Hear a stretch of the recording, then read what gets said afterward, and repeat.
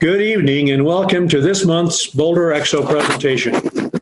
Our seminar series was created over 10 years ago when a group of visionaries recognized the need to address unexplainable experiences and phenomena in our skies. Our intent is to examine humanity's place within the vast universe into which we are now emerging. We are providing critical evaluation of credible evidence that there is much more than meets the eye or our currently accepted beliefs. UFO aficionados have long looked at phenomenon, but we suggest the first place to look is not at things, but within consciousness. If we have the courage to consider a grander reality, we open a door to impressions and insights that may lead to contact. One of tonight's registrants raised a very pertinent question when asking, who is it we're trying to contact? The step for most is simply to open to wider possibilities and then see how our experiences change. Our experiences at the University of Colorado came to a halt last year, but the need did not. So 72 presentations later, we have now recreated them in this Zoom format. I am Paul Sperry, and it's my pleasure on behalf of the whole team to moderate tonight's talk. Our presenter is Sean McNamara, who will be speaking on raising consciousness for contact and for the future of humanity. As in recent presentations, Sean will speak for around 15 minutes, pause briefly for questions and comments, then continue. We'll save longer discussion, as always, for the end. To ask a question, click the raise hand button at any time, and I'll call on you during the break. Depending upon your Zoom version and computer, that button, raise hand, is found under either the reactions, the chat, or the participants options. If you need any technical assistance, send a chat message directly to Marianne. But I'm called Paul Sperry. Oh, well, send it to Paul Sperry. We swapped computers to get a screen. All right. Sean McNamara grew up traveling around the world, including Brazil, the Philippines, Nepal, Hong Kong, and more. He now lives in Denver and is currently working on a master's degree in counseling. Born into a Catholic family, he became a Buddhist and eventually left religion in favor of spirituality. Meditation became his favorite pastime. As the author of several books, Sean is a very accomplished teacher who won't provide the answers, but will show you the ways. He has developed classes on out-of-body travel, lucid dreaming, psychokinesis, and remote viewing that can be accessed on his website. As a personal aside, Sean led a team exploration of remote viewing using the Colorado Pick 3 lottery as a means for testing their skills. They succeeded in winning, but more importantly, demonstrated that humans really are clairvoyant and precognitive. The fact that Sean attributed their success to shared relationships and friendship and love says much about both Sean and how one approaches these subtle realities. So it's with great pleasure that I introduce my friend and colleague, Sean McNamara. Oh, thanks so much, Paul. I really appreciate that introduction. And so I'm excited to be here. It's such a weird time. I just got diagnosed with COVID, so I'm a little slow tonight, but I'm going to be okay. And I'm doing fine. I wasn't in the hospital or anything like that. Well, do know we've got our virus shields on the computers are on. That's right. Go get your mask on. So, but luckily I have a PowerPoint presentation to guide us all through together. And this is a presentation I've wanted to give for a long time. I think pretty much since the first time I went to a UFO conference. And so we'll see how it goes over tonight. There are some people here who have known me for a long time, who've heard my other presentations. And so the first part of this presentation will be sort of familiar to you, but it's the second half where I talk about something far more important than I've ever talked about before. So to get started, I'm going to share my screen.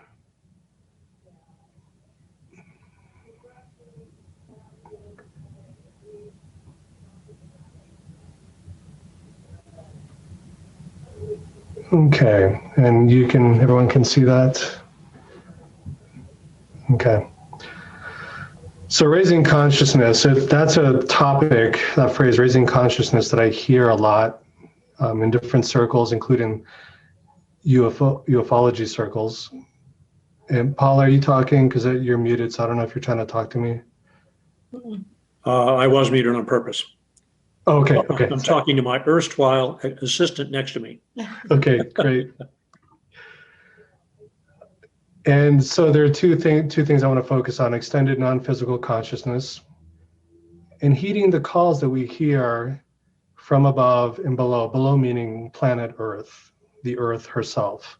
And above, I'm talking about UFOs, extraterrestrials, non-human entities, spiritual entities. There are a lot of different names we could give them. And I know I'm going to make a mistake with the terminology I use, but please just make it work for you in whatever way it works for your understanding. Now, I know a lot of you, because of your association with some of our Boulder friends, you know who Ricardo Gonzalez is. And so I'm going to refer to his books a couple of times because I think a lot of you are fans of his, and I really respect his work. And I read his books recently as inspiration to help me prepare for tonight. And so his first book that I read, Contact from Planet Apu, he talks about his contact growing up with these beings from this planet and his ongoing relationship with them. And on one of the pages of the book, I want to quote him, where his ET contact, Antarel, says this: "Remember what you've learned, that the human being is pure by nature, and his actions are what tune him in with love, the most powerful force of creation. Therefore, the test to overcome is not in the soul, which is a complete expression of love, but in the mind, which can be a major obstacle or a great ally, depending on how it is educated." And later on in the book, I read that Ricardo is shown the future by these beings, and these humans eventually travel to Alpha Centauri sometime in the distant future. And what they show him is that Earth is ravaged by wars, famine, inequality, and overpopulation. That's us today. And I quote, "Most disturbing was to see that the astronauts," so in the future, what these beings showed Ricardo was that there's a mission for humans to board ships and go to Alpha Centauri to help the human race succeed while planet Earth is falling apart. And the astronauts they sent were hundreds of boys between 12 and 15 years old, he estimates. And what's interesting to know is that they had been trained in psychic abilities and scientific knowledge for the big trip. And I think what I'm going to show you tonight might give a clue as to why they're trained in psychic abilities. And I wonder if all of us are somehow connected with that future generation of children who may be trained with psychic abilities. Why are they trained in psychic abilities? Humanity will begin to enter the knowledge of dimensional folds and other realities in the cosmos. So as a species, psychic development is part of our overall development. By the way, everything I'm about to show you tonight, you can learn to do it yourself. And that's a strong message I want to make. There's nothing special about me. What you're going to see here is something any human being can learn to do. The first thing I want to talk about, though, is about my personal journey into this field of psychic research. At a certain point, I'd been training with a religious tradition that wasn't doing very well for me. It wasn't giving me the answers that I needed. And I trained myself in lucid dreaming and how to have out-of-body experiences in a non-religious context. I read books by William Buhlman and other authors and practiced all the techniques for several months, and eventually succeeded at leaving my own physical body. What you see here is it's a little camera trick that I did to depict an OBE. It doesn't actually look like this most of the time, but this is just an artistic rendition. But over several months of training, I left my body and I went to places like my living room, traveling around the apartment, flying through the sky, and I eventually crossed over into other planes, planes resembling or that were the actual afterlife. Went to outer space. I had encounters with other beings. And later on, towards the end of this first half of the presentation, I'll talk about my contact with non-human beings. But after months and actually years of having out-of-body experiences, I learned, or I gathered all my experience, and it comes down to this: that there are various realities a person can experience aside from this physical plane. There are various beings, including people who have died, that one can encounter in these various realities. Time operates differently in different planes, and I think if any of you have had a near-death experience or an out-of-body experience, you understand sometimes when you leave, you can be gone and it seems like minutes or hours or even days have passed. And you return to your body, you look at your clock, and it's been 30 seconds or just a few minutes at the most. So time operates differently. And perhaps most importantly, that one's state of mind is a significant factor in being able to leave the body. If you're training how to do this, your state of mind is really important.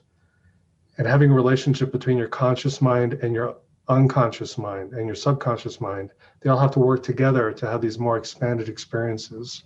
And this requires patience, meditation, self-compassion, reducing your fear, increasing your trust in yourself, and a lot of training. Although some people can do it like that, some people can do it on call whenever they want, but those people are rare. I'm certainly the other type. I'm the kind who has to work really, really hard at everything I experience. Here's just a picture from one of the classes where I teach people how to have out-of-body experiences. I usually use hammocks in my classes as one of the exercises. I'll have people lay down and their partner will rock them in the hammock. So they'll memorize the feeling of movement, which they use in a visualization as they're falling asleep at night, or if they wake up in the middle of the night and go back to bed, they'll recall that feeling of swaying back and forth as if they're on a magic carpet floating through the air. And for some people, that's enough to kick off the process of separating from their physical body. Here's another exercise that I teach in class. I just covered over their faces for their privacy. But this is basically the rope technique. Many of you probably are familiar with this, where you lay in bed and you imagine climbing a rope and having that feeling of climbing higher and higher and higher. And as your body falls asleep and your mind stays awake and your intention is to separate from the body, visualizations like this can be enough to trigger that separation from the physical. So in my classes, we do partner work like this. Okay, now I'm quickly moving over to the next thing that I worked on. So after a while of doing out-of-body experiences, I wanted to find a way to show people what I experienced with an OBE, but you can't really show them that because the best I could do is lay down on the ground and they'd see a body laying there and that's it. So I wanted to find a way to show people that we are more than physical beings, we're more than physical matter, and that our consciousness extends beyond the body. And I started looking online and saw that a lot of people out there are learning how to move objects with their mind. And this is a type of psychokinesis. So psychokinesis, I've defined it here. Psyche refers to the mind or the soul. Kinesis has to do with movement. So causing a movement in matter with the mind, and there are different ways to do it. Some of you have seen my spoon bending classes or done spoon bending with me, where you're holding the metal, and some people have bent, I've seen them bend metal bars, not just spoons, but 5/8 of an inch steel thick bars, bending them with their mind and their energy. But in this case, they're holding it with their hands. In telekinesis, the word tele has to do with from a distance. So moving something without even touching it from a distance. And that's what I started to focus on.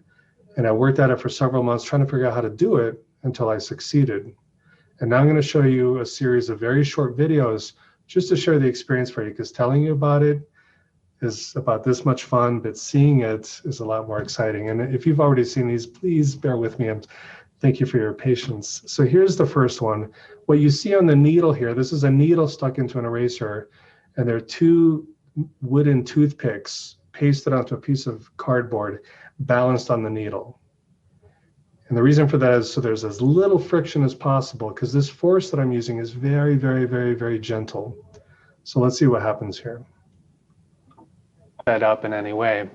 And you'll notice my hands are not even near the glass, they're in my lap. So that was the best part of the whole training session. And now we're going to replay the whole thing, and it is fast forwarded 4 times speed. And there are 3 different movements there.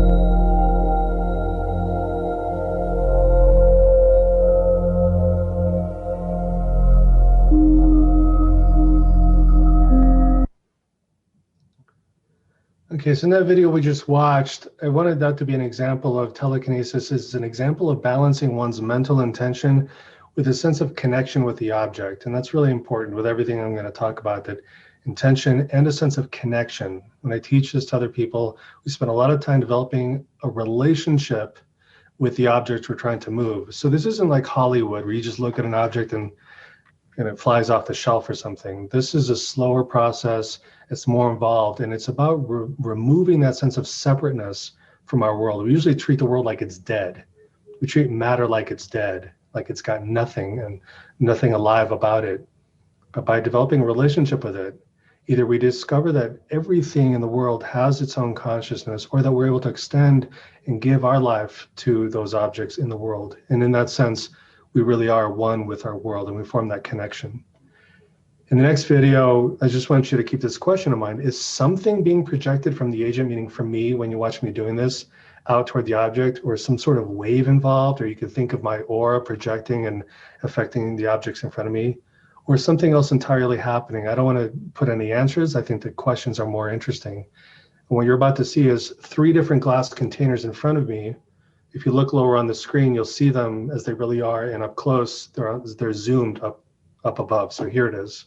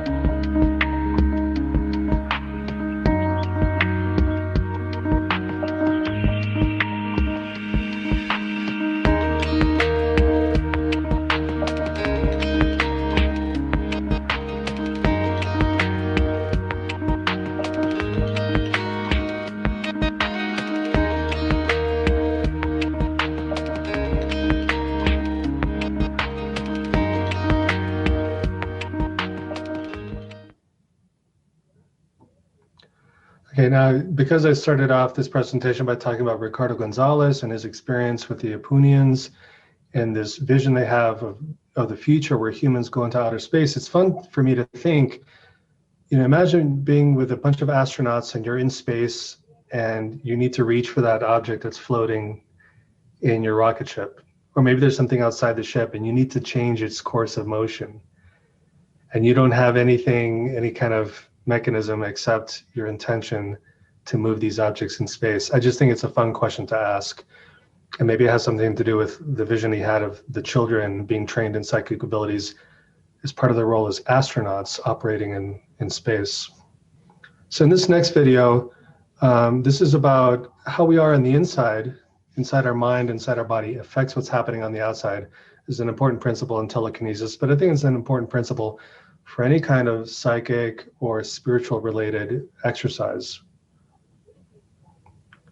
In this, I'm wearing an EEG headset, and you'll see a response from the delta wave and how that actually comes right before a movement of, this is just tinfoil in this case.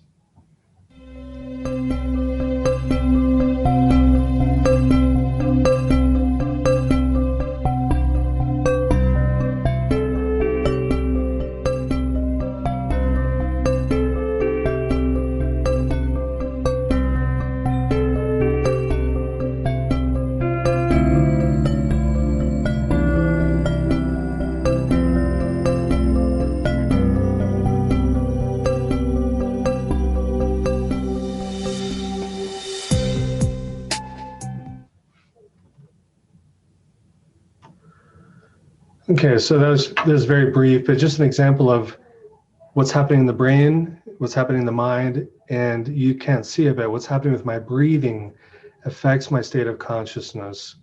And that has everything to do with how effective the movement is.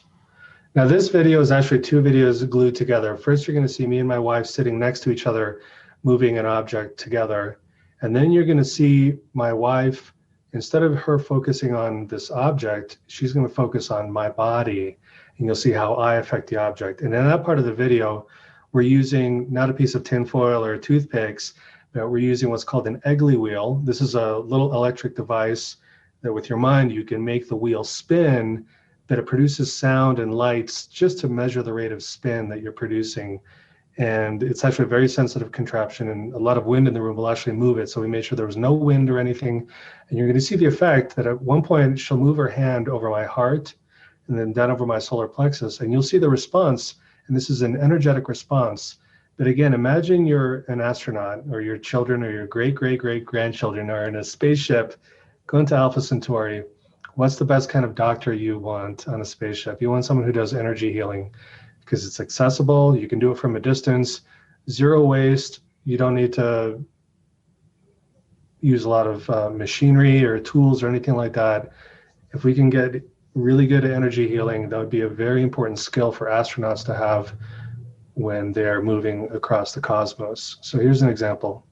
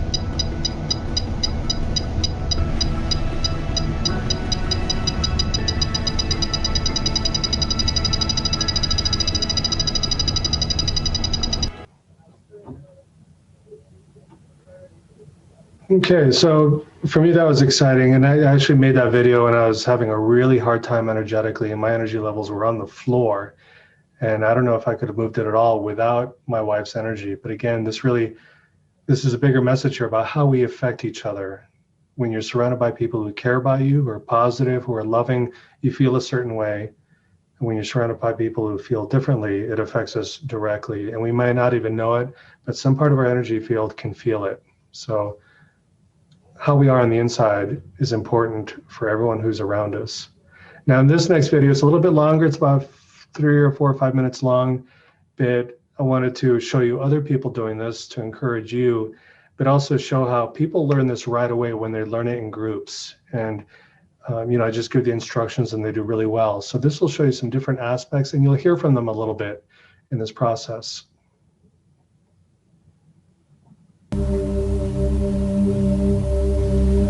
Some of the group members are healers and are experimenting by using their own techniques on the object. If it's pausing and you want to try moving it without moving your hands, again, rely on the breathing technique. Take a nice deep breath. Notice that blip in your mind. It's frequently during the holding the breath in or holding the breath out when your mind shifts when the movement begins. Over time, they can see that the object responds directly to what's happening inside their bodies and minds. Carol blows on the glass container to make sure air isn't getting inside and moving it.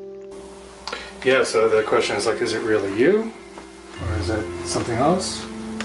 Sean knows it's natural for doubt and skepticism to keep coming up, even after a person has been successful at moving the object. He's been there himself.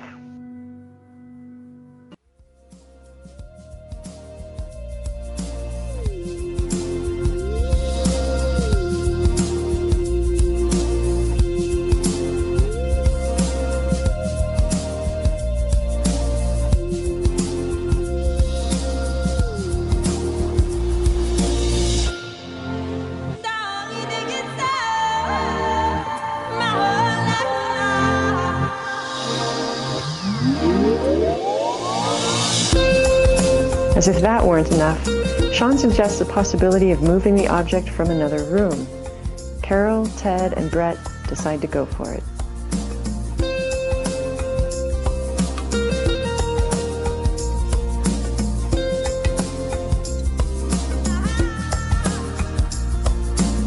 Ted takes his position in the hallway. He can't even see his object and is operating purely on intention. Is this really possible?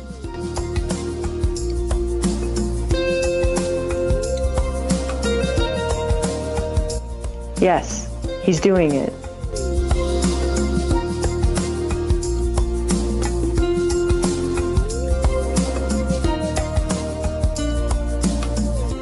This is Carol's object. She's in the adjoining room, keeping her eyes closed.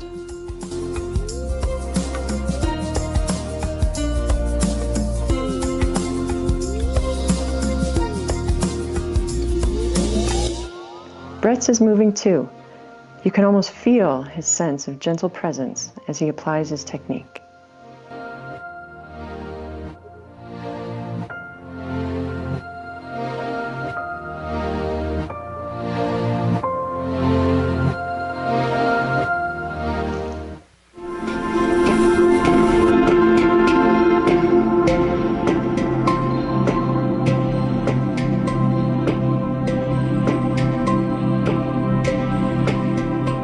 Everybody learns at their own pace, but it's not about how well they can move an object, but what they learn about themselves that matters most.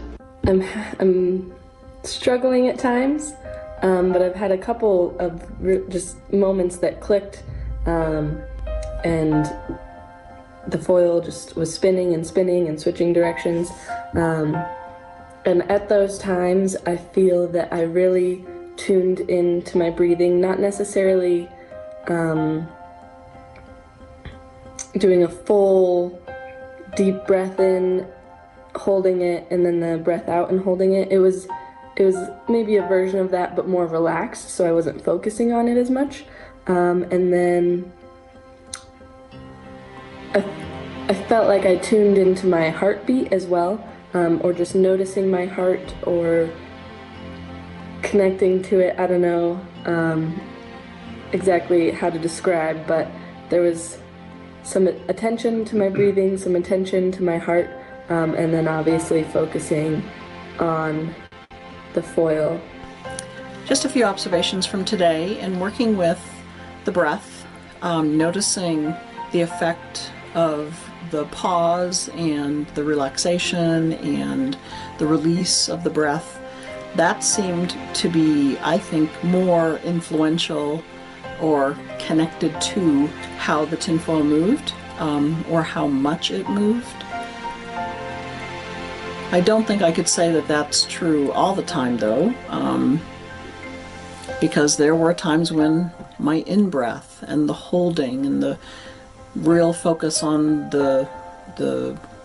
my pelvic floor, the depth of that breath, the tightening of my core, that actually also seemed to influence it.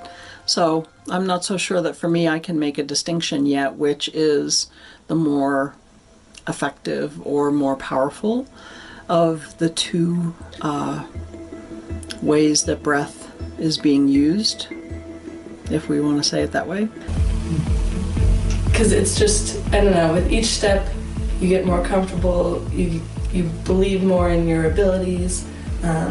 And at first I was definitely trying to analyze, like, what's happening? So I would get stuck in my head of just trying to figure out, if I just knew why I was making it move, then I could make it move better. So, you know, it takes practice to not focus on that and settle on just your intention and your attention on the object. So yeah, practice can definitely help you get better and better and do kind of trickier things, I guess. It's time for them to stretch their wings. Sean invites them to stand and increase their distance from the object.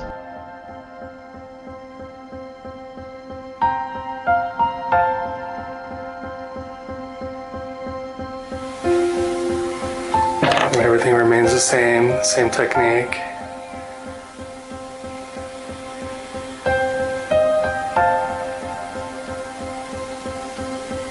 They've obviously developed their abilities over the last few weeks.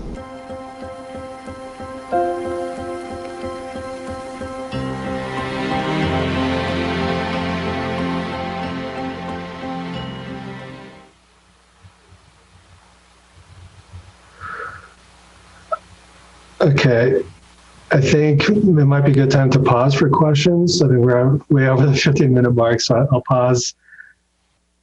Okay, let's go ahead and see if we've got anybody that would like to ask a question. If you can't find the raise hand button, just go ahead and raise your hand and I'll look see you on the screen. Okay, I'll go to Tony Beach. Hi, can you hear me? Can. So I guess one of the questions I was wondering is, how do we know that, not to be skeptical, but when there's 5 people at a table, how do we know one person's not moving more than their own piece? Yeah, no, that's a great question. It's an important question. And the honest answer is we don't know. There's no way to tell right now. But what we've done in some of the classes I've led is I'll have 4 people sitting at their own table. And at the end of the class, I'll have them all focusing on the same object to see if they can working as a group, the way my wife and I did. And most of the time, it doesn't move. So it's not the problem of who's moving, it's when they're working with each other. If their energy isn't quite meshing up right, then there's no movement at all. And it's funny because sometimes when people don't succeed, there are a couple times when people have approached me after class privately and said, I came here with my sister, but we had an argument in the car on the way over here, so we weren't really getting along today. And so their energy is just not getting along. And maybe that explains why they don't succeed sometimes. Whereas other times, people will get together and they'll start thinking loving thoughts, or they'll just start talking to each other about people they love or their life or something that brings them joy, and then the object will start moving. And so it kind of depersonalizes it. I think if people are familiar with mediumship, physical mediumship, it depersonalizes it. Who's levitating the table? Is it one specific person? Is it all of us as a group? And so this takes us out of the realm of the individual producing the effect, but we create a field together, I think, is one of those messages. But really, the truth is, I don't think we have technology yet to measure or observe exactly what is it that's producing the effect. I don't think that technology exists yet. Okay, Cynthia, would you like to unmute and ask your question?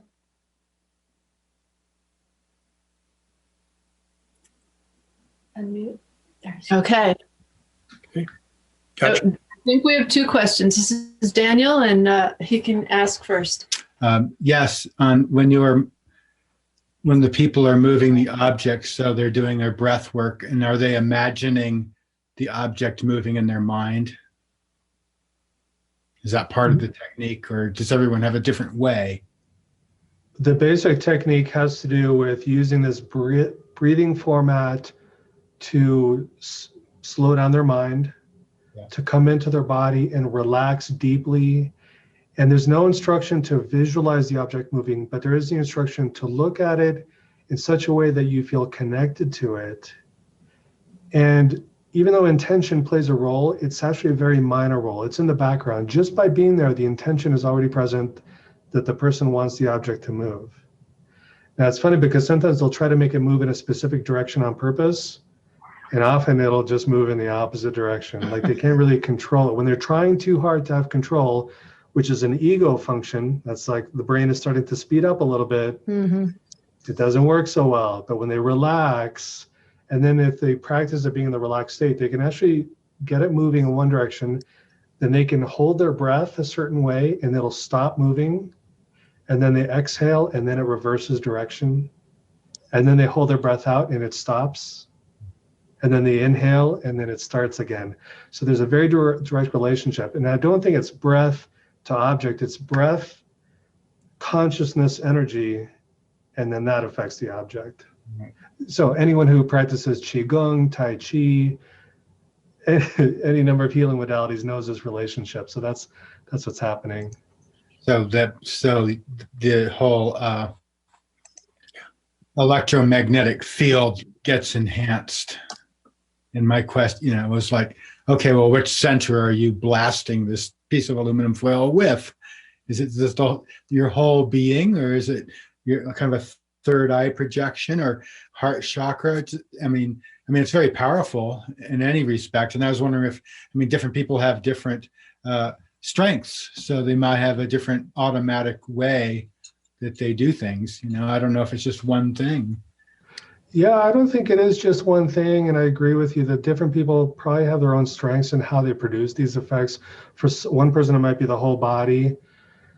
When in the video where you saw me moving the toothpicks, after I spent a lot of time doing toothpicks, I pretty much stopped because my heart center started hurting a lot. And I was pushing a lot to create the effect. And when I was pushing, which is, when I teach people, I tell them, don't push, but here I'm breaking my own rules, probably because of my ego. Pushing, my heart would start to hurt. And what's interesting is, if you know of Nina Kulagina, the Russian mystic from Cold War Russia, there's video of her on YouTube moving salt shakers and toothpicks and very heavy objects. She would push very hard. You could see her on the video, and they would weigh her before and after a session, which would last about 8 hours, and she would have lost pounds of weight. And she's pushing and straining, and she ended up dying of a heart attack. And I know of a young man from Turkey named Fadimir who could do amazing things, but you would see him on his videos pushing, and he could knock over like cigarette boxes from across the room. He ended up dying of, from what I could translate online in Turkish, it was a heart attack or a brain aneurysm or both at the same time. So he blew something out and he died. So when my heart started hurting from pushing too much, I said, that's enough. How much do I have to do to prove this to myself or to prove it to anyone else? I'm like, it's not worth the risk, because I've actually had heart surgery when I was younger, so I'm very cautious with the heart, and I decided this is enough. But for some people it's mental, for others it's energetic or feels energetic. For me these days, I use the word energy less and less, and I use the word information more and more. And I think the feeling of energy flow might be how the mind translates information transfer from me to the object. And I don't think it's actually me to the object. I think it's me out to a third party. It could be a universal consciousness. It could be God. It could be a unified field. Whatever words you want to use. I think it's me to that, and then that produces the effect. Okay, that was a long answer and question. I'm going to move on to the next question, Cynthia, and come back to you after the next break. So Shirley, and then we'll go on. What you were talking about, the group effect, that it reminds me of the Power of Eight, which I've been involved in. And we go into oneness, and it takes me much deeper than I go by myself. And there's just a power to that coherence. Definitely. I mean, that's one of my private hopes about showing people this stuff, is that it will remind us that we're not individuals, and we cannot operate individualistically in the society for us to succeed as a human race. This hopefully brings us back to a more communal feel, how we are together as family, tribe, village, society, nation, and planet really matters. We have to reconnect.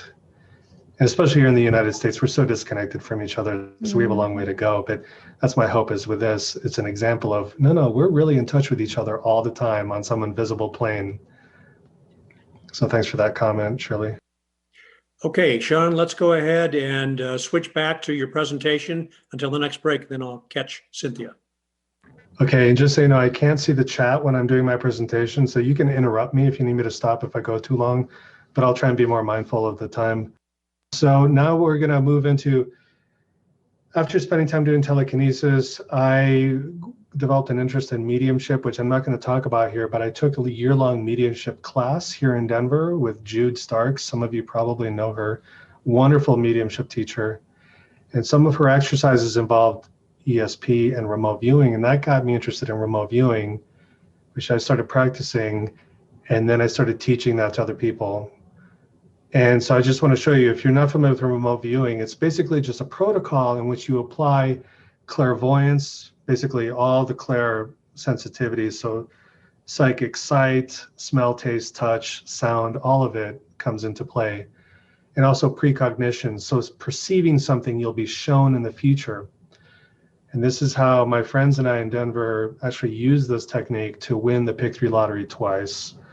We've also lost a whole bunch, but it's been fun the whole way through. And I'm going to show you some examples, not of my work, but of their work. And some of them are here right now, so I hope you don't mind me sharing your stuff, friends.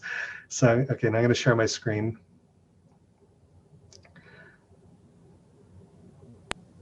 So here's a starting point. I usually give someone a coordinate, just 6 digits. And right now, if you wanted to play along, I'll just be quiet for 10 seconds. But look at these 6 numbers. Close your eyes and see what comes to you. What does this number represent? It represents a scene of some type, which you'll be shown in about 2 minutes. I'm just going to count to 10.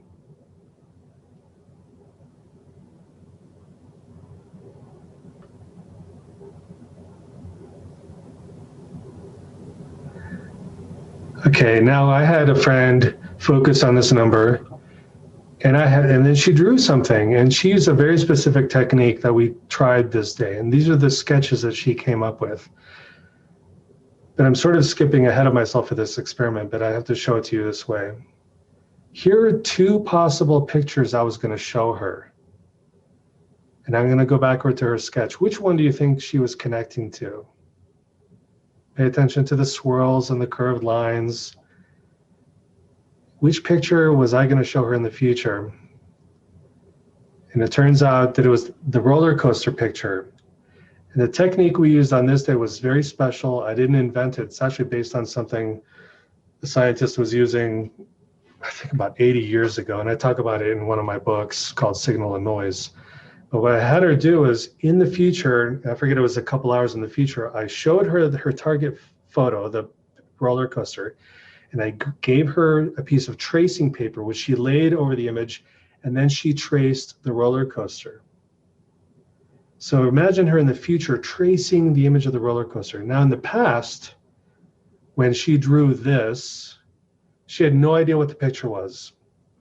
But I asked her, send your mind to the future, and I want you to feel the motion of your arm, because I'm going to give you tracing paper, and your arm and your hand will be moving a certain way, and I want you to tune into that. What does your arm feel like? And then make a drawing on the paper.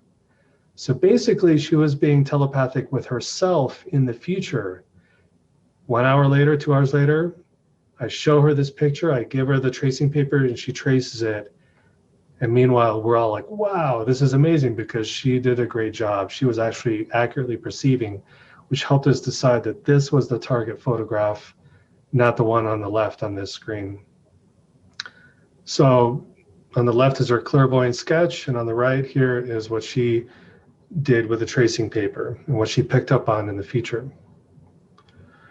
These are just some group photos of my friends. On the left is the day we won the first Pick 3. These 2 individuals had the actual winning ticket, because we also predicted some non-winning numbers, but they had the winning numbers. And then on the right, most of us had the winning numbers. And I blocked out some faces for privacy there. Some people are private about this, understandably, because there's still the giggle factor, and people's careers could be ruined by being public about this stuff, sadly. If any of you are involved with ufology, you suffer the same problem, the giggle factor. And here is the day of another experiment. We did some spoon bending to warm up for exercise, but you see the people in front, they're dunking their hands in these buckets. And what we did on this day was I had filled the buckets with ice cold water, so it was really painful. And so at the beginning of the day, they did their remote viewing session, focusing on the number. I gave them a coordinate number, sending their mind into the future, to the moment when I would show them their target photograph, the image that they were trying to perceive. And later that afternoon, when it came time to actually show them that picture, I had them dunk their arm in the bucket of ice water until it really hurt. And this is to test out a concept, because when we think about people being psychic or receiving psychic information, they're usually in a very relaxed alpha, theta state of mind. Maybe they're in the dream state, or they just woke up, or they're doing a chore.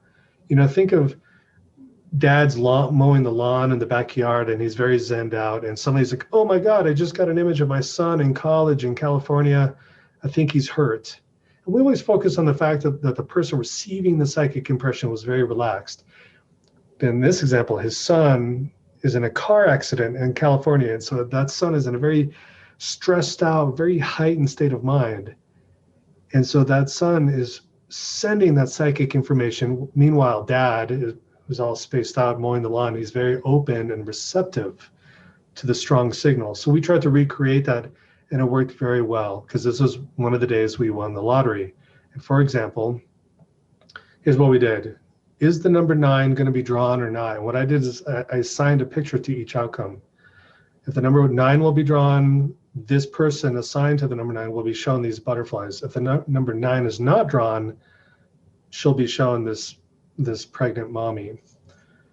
And here's what she drew during her viewing session. Look at these images, especially the one at the bottom center. Doesn't all these images really connect with the flowers and the shape of the butterfly wings? It was just beautiful. I love this example. There are many examples like this that my friends have produced. And the reason I think this is so strong was because a few hours in the future, when she was shown the picture of the butterflies, because the number 9 was drawn, so we wait for the lottery to happen and we see the results, and then I show her the photograph that has to do with the actual result. I showed her the picture of the butterfly and had her dunk her arm in the bucket of ice water. So she's in a very heightened painful state of mind to increase that signal. So she's sending the image of the butterflies back to herself in the past when she was very relaxed and just being receptive. It's a very interesting experiment. Here's another one where we used a different technique. And this one, my friend Kavan did these particular images, which are really beautiful. He's very artistic. And then I showed him, to help me decide which image he was looking at, I showed him these 2 little pictures, and I printed them out so they were about the size of a business card and in black and white. Because I was taking a chance by showing him both potential images before the lottery was drawn. There's a chance that he could send the information of both images back to himself. But I had him look at these and tell me, which one do you think you were drawing? It was kind of obvious because, I mean, this was his drawing. And we thought, well, I think we're focusing on the one on the left, the number 6. So we're going to say that the number 6 will not be drawn for today's midday pick 3 lottery. And then the lottery happened and the number 6 was not drawn. He was correct. But now we had to go to the future and help him send the information back to himself in the past. And the way we did it this day, and this is an example, I sat all the remote viewers in a chair and I projected their target image in big, bold color on a screen in front of them. So this is just me recreating what happened. So Kavan was sitting in the chair and I had him just sit there for about a minute and receive the picture and focus on sending that picture to himself in the past when he did his remote viewing session. And again, this is what he did, which is really beautiful, really accurate stuff, helping us decide that the number 6 would not be drawn, which was correct. I also did experiments by putting people in a deepened state of mind through massage therapy. I'm a trained massage therapist. I haven't done it in a while, but I still had a massage chair, and I spent a month or so with different remote viewers, and I would give them a massage and let them do viewing while I was massaging them. And so here, for example, here's my wife, and she's got a clipboard and a pen, and I'm massaging them.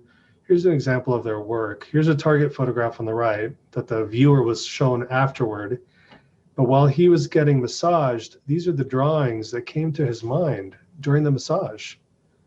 So we see on the left, this thing looks like a nail piercing this person's head, and another large facial drawing with a prominent nose. And at the bottom here, he wrote something about giving them a leaf. And he wrote L-E-A-F, but I think what he was really receiving was leave, like Brexit, because that's what the image was about, leaving the European Union. And so look at the image on the right. And so he did a great job of receiving the information. And the hypothesis is that the receiving massage as part of the psychic process was very helpful to making him more receptive. And this isn't brand new stuff.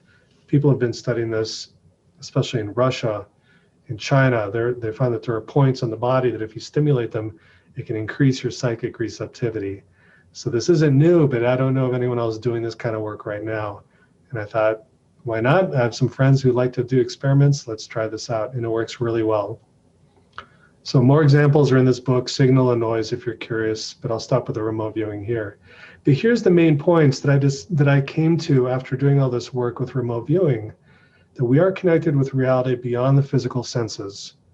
Information can be transferred across space and time. So in these cases that you just saw, people receiving information from the future, but you can also receive information from the present and also from the past. And someone's state of mind, for example, with getting massage, is closely related to someone's ability to receive and transmit information, which led to my deeper question. What are we as humans, as soul, as spirit? We're not a thing. We're really more like discrete packets of information. And we're very open and permeable. And we can share our mind with others, and others can share their mind with us across space and time. And of course, there are different levels of accuracy. And that's the beautiful thing about remote viewing and telekinesis is you always get to see in broad daylight with your very own eyes if you're producing the effect. With remote viewing, you're always shown feedback at the end, so you know for sure that what you were perceiving was accurate or not accurate. So it's very specific that way. Okay, I'm going to pause here. I'm just going to stop sharing and see if this is a good time, or should I keep going? This is good. Let's go ahead and do a quick series of questions, and we'll start with Cynthia, if you want to unmute yourself.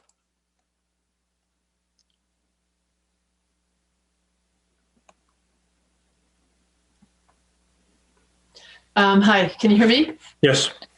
This is a really awesome presentation. Thank you so much, Sean. Great. And so I didn't really have a question, and that's annoying, I know, but I just wanted to say, like, a long time ago, I went to this fair, and there was an electric company there, and they had a meter there, and you could put your hand on the meter, and it registered your electric charge. And so I did an experiment with just putting my hand on, and the meter went to whatever, 5. And then I took it off, and then I just kind of stood there and meditated for a minute, kind of just thought about raising my energy, and put my hand back on, and the meter went all the way up. So I don't know what that meter was. It was a long time ago, but that's kind of a cool way to see whether or not, being able to raise your electronic charge, it can be associated with this kinesis. I'll turn myself off now.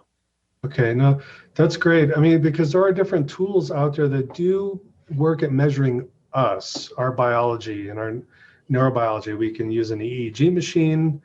We can use other machines to measure our blood pressure, our blood oxygen, our stress level. I forget that machine that measures how much blood is extended to your fingertips.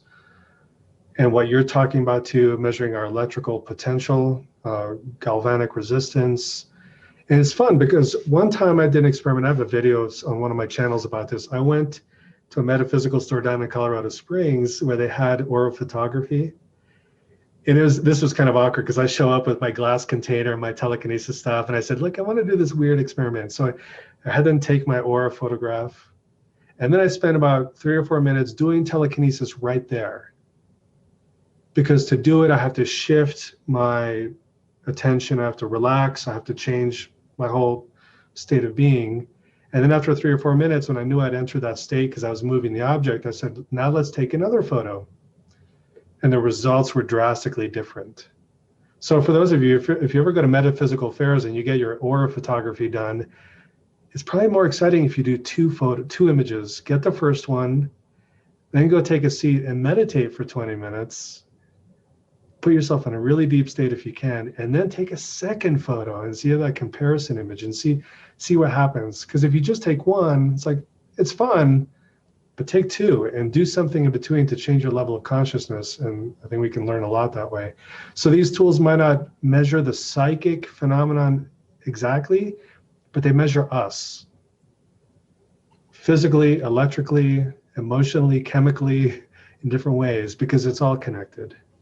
So thank you for that, Cynthia. Okay, I've got a comment here, Sean. At one of those events in Boulder along the creek, I put my hand in a Carillion photography bag, got a measurement with a Tesla coil, then tried to get into a higher state after 1 minute and shot on the same piece of film, a second shot, and the second curling photograph of my fingertip was twice as bright. So I've seen that myself. I'm going to give you one question here on the psychokinesis. When somebody is moving their foil and they're in the other room and they cannot see the result, I think it's fascinating to prove to us that we are more than we think we are. But is there any feedback or any attunement that you might feel that, it is now working, or anything that you can then tune into when you start to feel it and then go with it and know that you're doing it and then use that skill in other ways? Yeah, I mean, that's a golden question, because anyone who does distance healing probably has that moment of like, oh God, is anything happening? Am I actually helping this person? They're 1,000 miles away and I don't know what they're experiencing right now, or things like that. So same thing with telekinesis from another room. I did an experiment where I'm on the 10th floor, and I went down to the base, to the first floor and over to the garage, which is another building, and sat in my car and focused on the object that I'd left on the table in my living room with a glass container over it. And I'd left the camera running, and I have a camera on me, so 2 different cameras, and I synced them up, and I made commentary. And this video is on one of my channels. If some of you want to see it specifically, email me and I'll send it to you. But I could see, so I was able to watch the video afterward. Did I succeed? When I was sitting in my car, did it work when my eyes were open, or did it work better when my eyes were closed and I was just visualizing it? And then I could tell at one moment I felt more deep, more relaxed, and another moment I was trying too hard. And then I can watch the playback and see when the foil was moving and when it wasn't. So by going back and watching the video of what actually happened when I was out of the room, I was able to learn a little bit more about myself. But generally, yes, with repeated practice in the room with it, you can tell, and I can tell, oh, it's about to move, because I just got there. I just dipped down into that proper state of mind. And so it's something you can train yourself. So you know when the feeling is just right, that it's about to move, and then it moves. And then you can trust that when you're doing something from a distance or trying to heal someone from a distance, you can tell, I'm not quite there. I'm not in the right state. I need to work on me a little bit longer. And then you feel it. But it takes repeated practice over and over and over again. And so that's where this type of telekinesis is helpful. It's basically a biofeedback device. When the little piece of paper or tinfoil moves, it's biofeedback, because you're in the right state and it responds. When you're not in the right state, it doesn't move. And you develop that relationship over time, and then you can just tell, I'm in the right state. I feel it. And I don't even need to look at the tinfoil. I just know it's working, because you've done it about 100 or 1,000 times. So experience, you learn with experience. So. Okay, I think it's time to move on so we can maintain your momentum. I'll call on Cynthia when we come back. Great. Okay, going back to my PowerPoint. So several years have passed at this point. I learned how to leave my body, how to do lucid dreaming, telekinesis, remote viewing. All of this has to do with realizing that we are more than physical beings, that there's a deeper nature to us, that there are other realms and there are other possibilities for existence. And at one point, in I think it was 2018, my wife, I was actually very wiped out. I was in a career that wiped me out. I was very depressed. And I went to my favorite place on earth, the Denver Botanic Gardens. And if any of you go there and you know that the science building, the pyramid, there's that hill right next to it. And I went there and I spent all day there laying on the grass and laying on the ground. And then my wife came and joined me, and we lay down together. And one day she points up and says, "Do you see that?" And we're looking up, and there's this little beautiful, beautiful color. I can't really, it's kind of aquamarine sort of color. I can't really describe it. It was way far up there. And when I saw it, I felt something special. And we just kept watching it, and then it just disappeared. And we kept looking, and then it came back. It just appeared in space. And it wasn't blinking, it wasn't on a clock. It didn't seem like it was on a mechanical anything, but it was this thing that was up there in the sky, coming and going. And what was interesting is that for days afterward, I felt different. I felt like I had been in touch with something. And any of you have had contact, I think you know what I'm talking about. But I was pretty sure there's something up there, and it's not a satellite. This is in broad daylight. It's not a balloon. This is something else. And then things started happening to me at night. Now, if you do lucid dreaming or out-of-body experiences, you realize that there's this in-between state where you're not really in your body, you're not really somewhere else, you're in this in-between. And one night, and this being, I'm in this space, this in-between space with this being, and this is a drawing from my journal because I kept careful journals. This is a feminine being, and I was drawn to her. And for some reason, we had an intimate act together. And afterward, I was so taken by it. I had a friend of mine who's an artist recreate it. So I described it to her. I gave her this drawing, and just, it's kind of embarrassing to share it, but I think it's important. But for me, this is kind of sacred.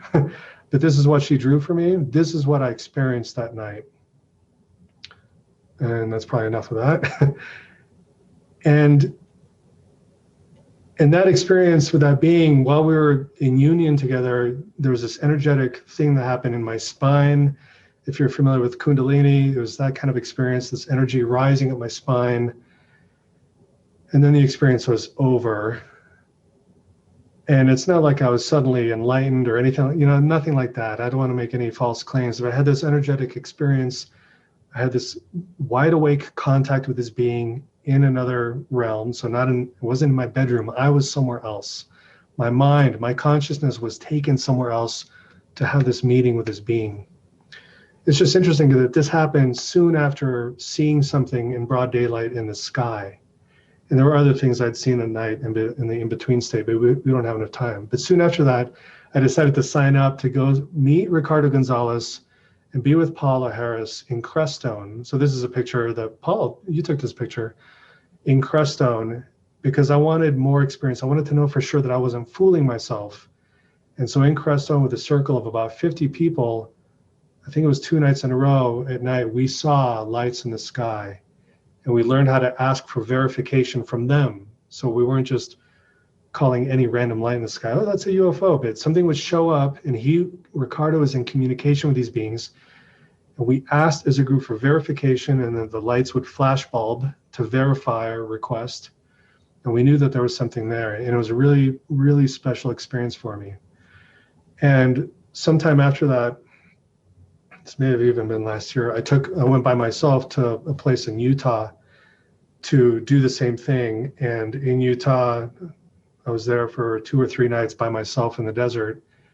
And I did a similar protocol that on my own. I spent a lot of time doing meditation, yoga, asanas, the yoga postures, and then setting intention out at night.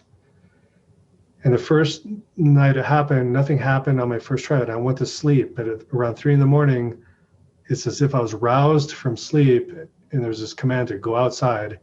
And I was in a yurt, so I left the yurt. I went outside into the darkness of the sky and waited, and something showed up, and it did the flashbulb.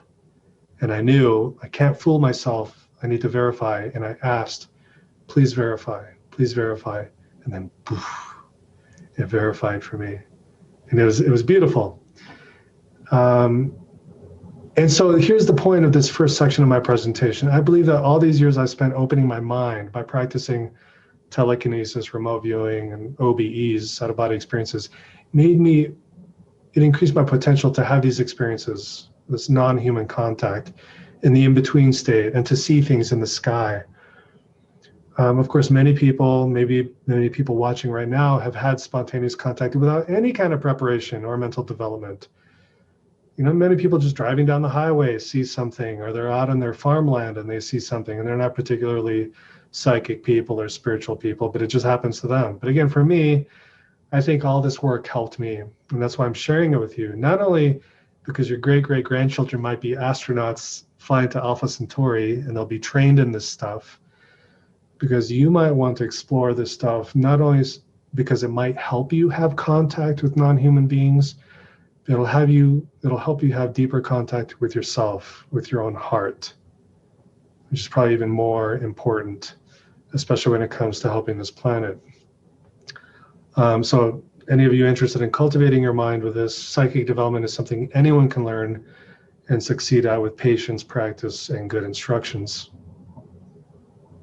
But what I found, sadly, especially in the last year or so, is that psychic development doesn't require someone to have good ethics, and it doesn't improve someone's character. And I really wished it would. And that was part of my inspiration to teach this broadly. I write my books and my courses and teach the class in the classroom, because I thought that helping someone experience their deeper self would make them a better person. But what I found is it makes you more of who you are in either direction. So if you're a naturally compassionate, empathetic person, this will help you be more like that and make you feel more connected to others. But if you happen to be narcissistic or aggressive or arrogant or prideful, these psychic abilities will just make you more like that. It just adds fuel to the fire. You become more of an ass, basically. So we have to look for ethical growth and better morals and better behavior from somewhere else. Being psychic doesn't make you automatically a better person. And the thing is, our world doesn't really need more psychics. What the world needs is for us to increase our self-understanding and to change our behavior towards each other and towards the earth. And, with the Ricardo Gonzalez books, we have Aunt Terrell and the other beings telling us the planet needs your help. And I'm sure many of you read books by other experiencers or other contactees where the visitors, the extraterrestrials, or the people who live in the earth or under the water, the non-humans, they keep telling us, you need to save the planet. The planet is in danger. It needs your help.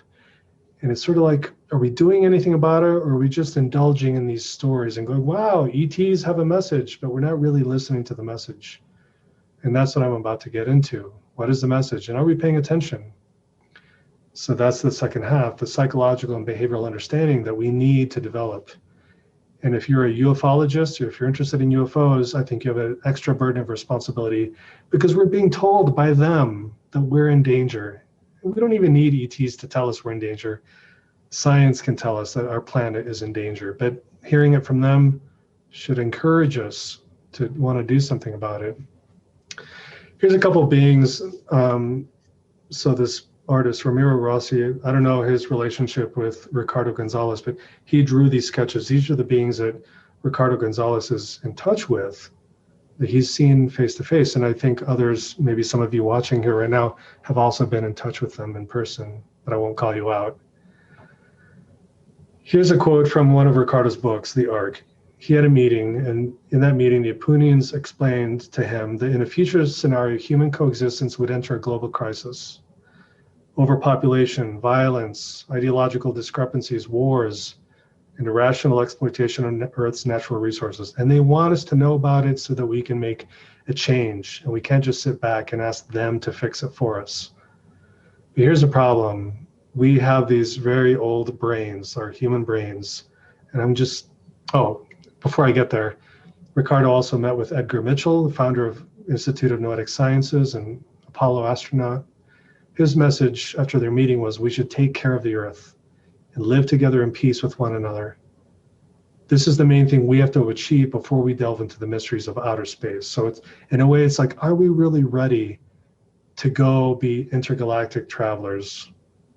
We have a lot of work to do still while we're on this planet.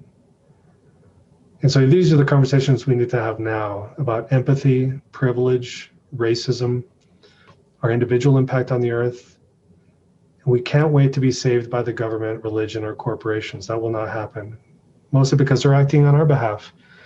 Do you wonder, how many Facebook videos do we need to watch? And how many of these YouTube videos are we blaming corporations? Are we blaming government? Are we blaming some larger political structure?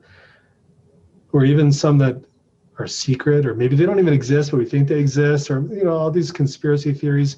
We're placing all the blame, all the responsibility on these groups that we really have no role in, no active role in ourselves. But we can vote, and we can affect their ability to affect the earth with how we spend our money. Okay, here's a blunt lesson in empathy. I'm trying to get a message across because we have a challenge. We're spiritual beings. We do have a higher part of our brain functioning that makes us decent people, but we also have this ancient structure in the brain. And here's what I'm talking about. Right now, you can go online and find a statue of Buddha's head as a garden ornament. This is such an American thing. This is such a white American thing. Here's another one, meditating Buddha head for $69.95. Now, could you imagine, this is a lesson in empathy, right? I'm trying to make a point. Imagine if you go on to Amazon.com and then you see a Jesus garden outdoor statue. Would you ever see that in our culture? That's not okay. A Jesus head for your garden, right? You don't see that. It's just not, because we're predominantly Christian in this country, although there are many other religions here, but we're Christian based, right? So somehow for most of us, this is okay, this is not okay, this is okay. The thing is, for most people who have never had contact, the alien thing, extraterrestrial, is a joke. And you can make a garden planter out of an alien head, like it's pretty much the same thing as this.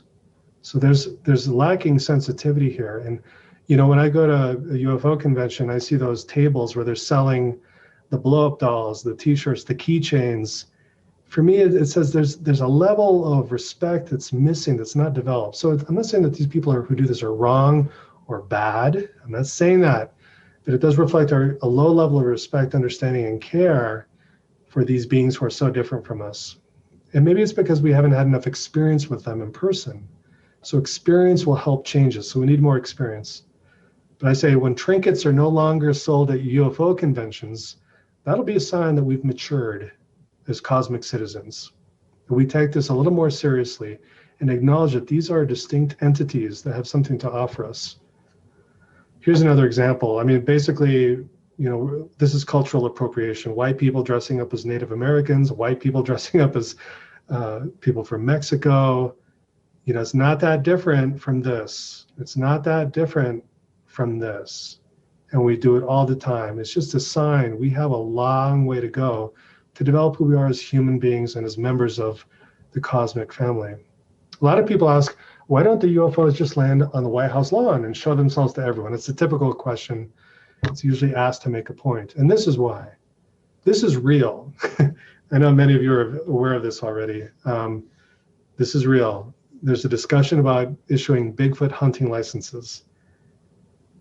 If you don't trust this source, here's another source, NPR. Oklahoma state lawmaker introduces Bigfoot hunting season.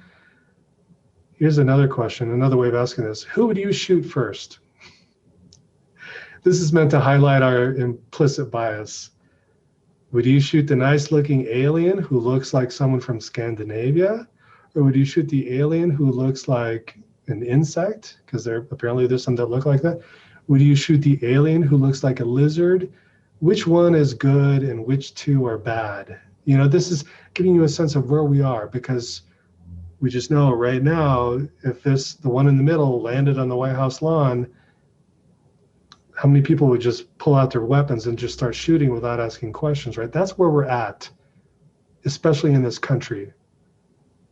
Think about the last 2 weeks. I mean, many of you watching right now are in Boulder. You know, someone just walked into a grocery store and killed 10 people.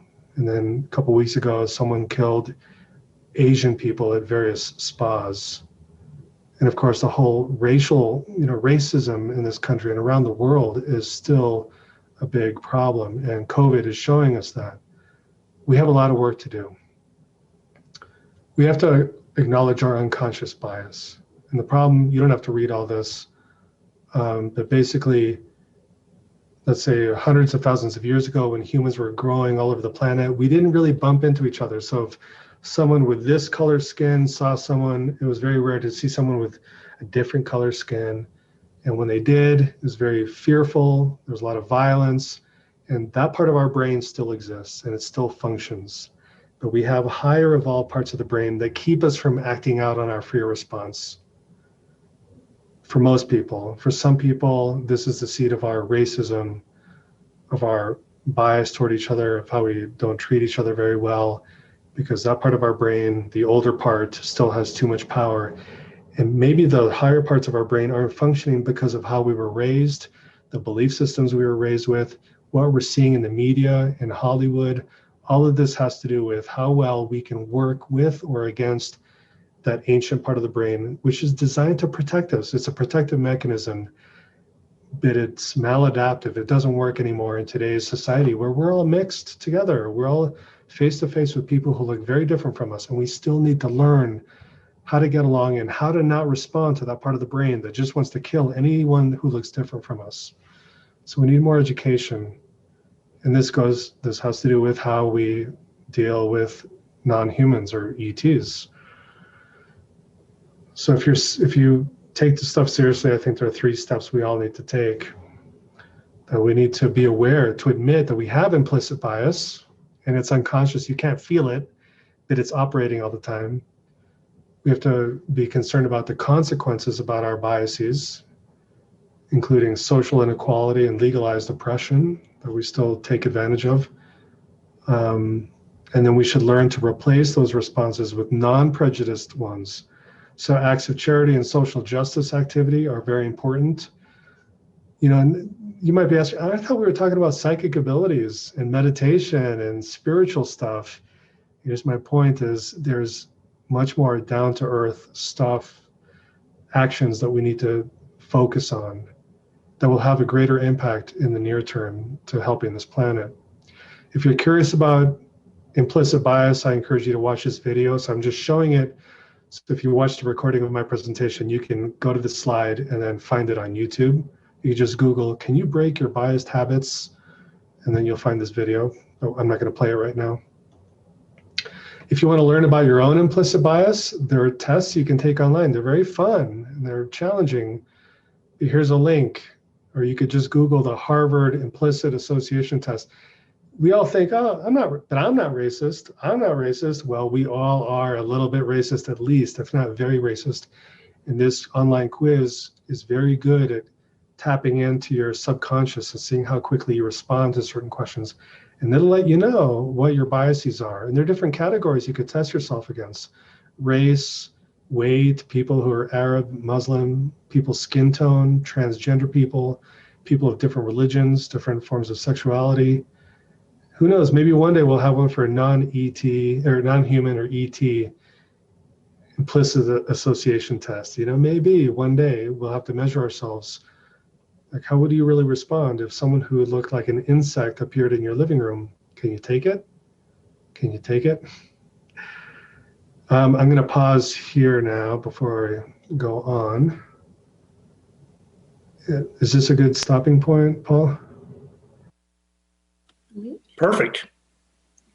Okay, the first question, Cynthia, do you still have a question? And if you do, unmute.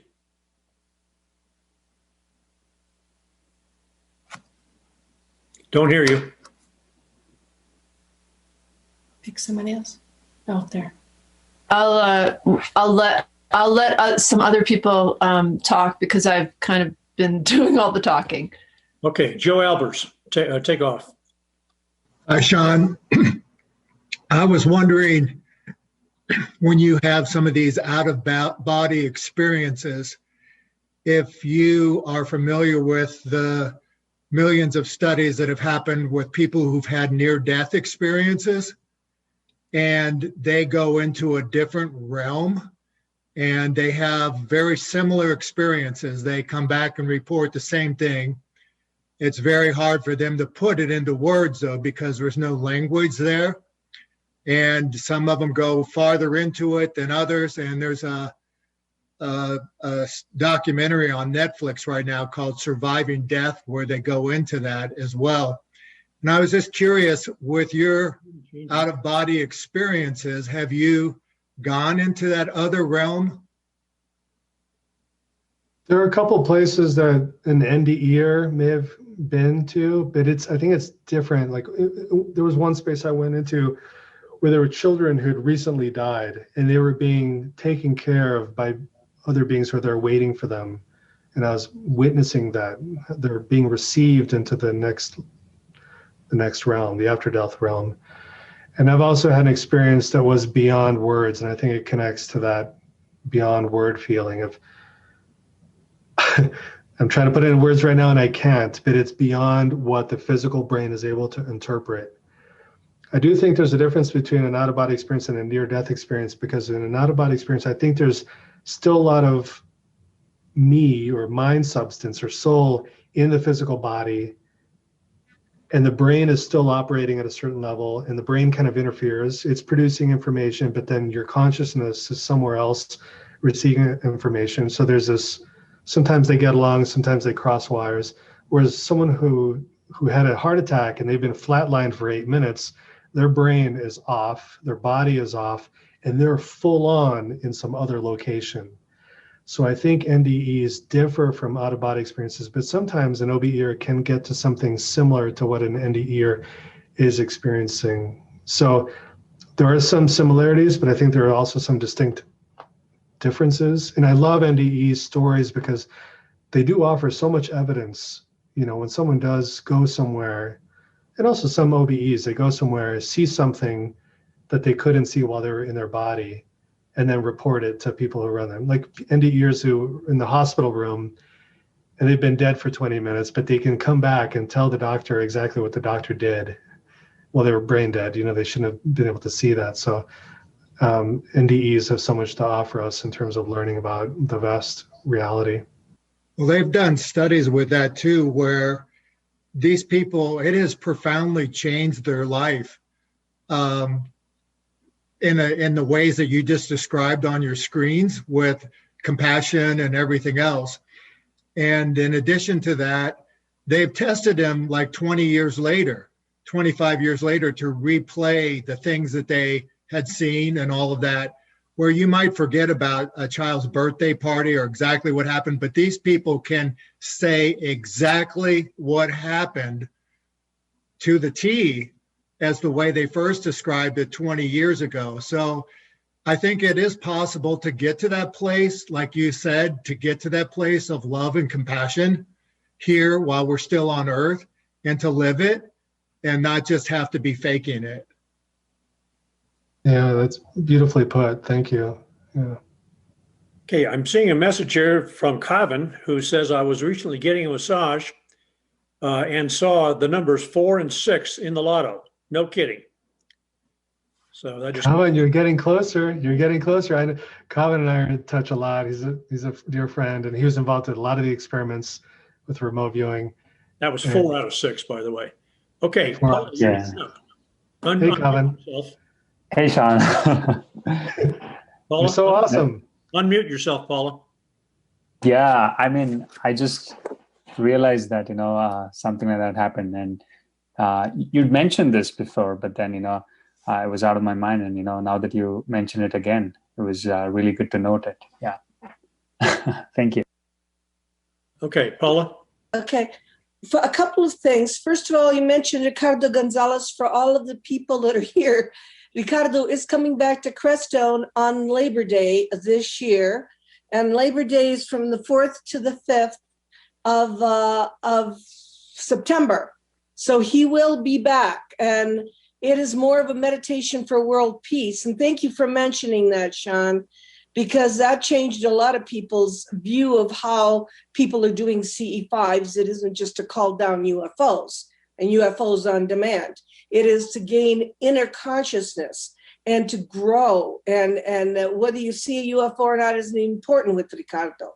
It's more to go inward.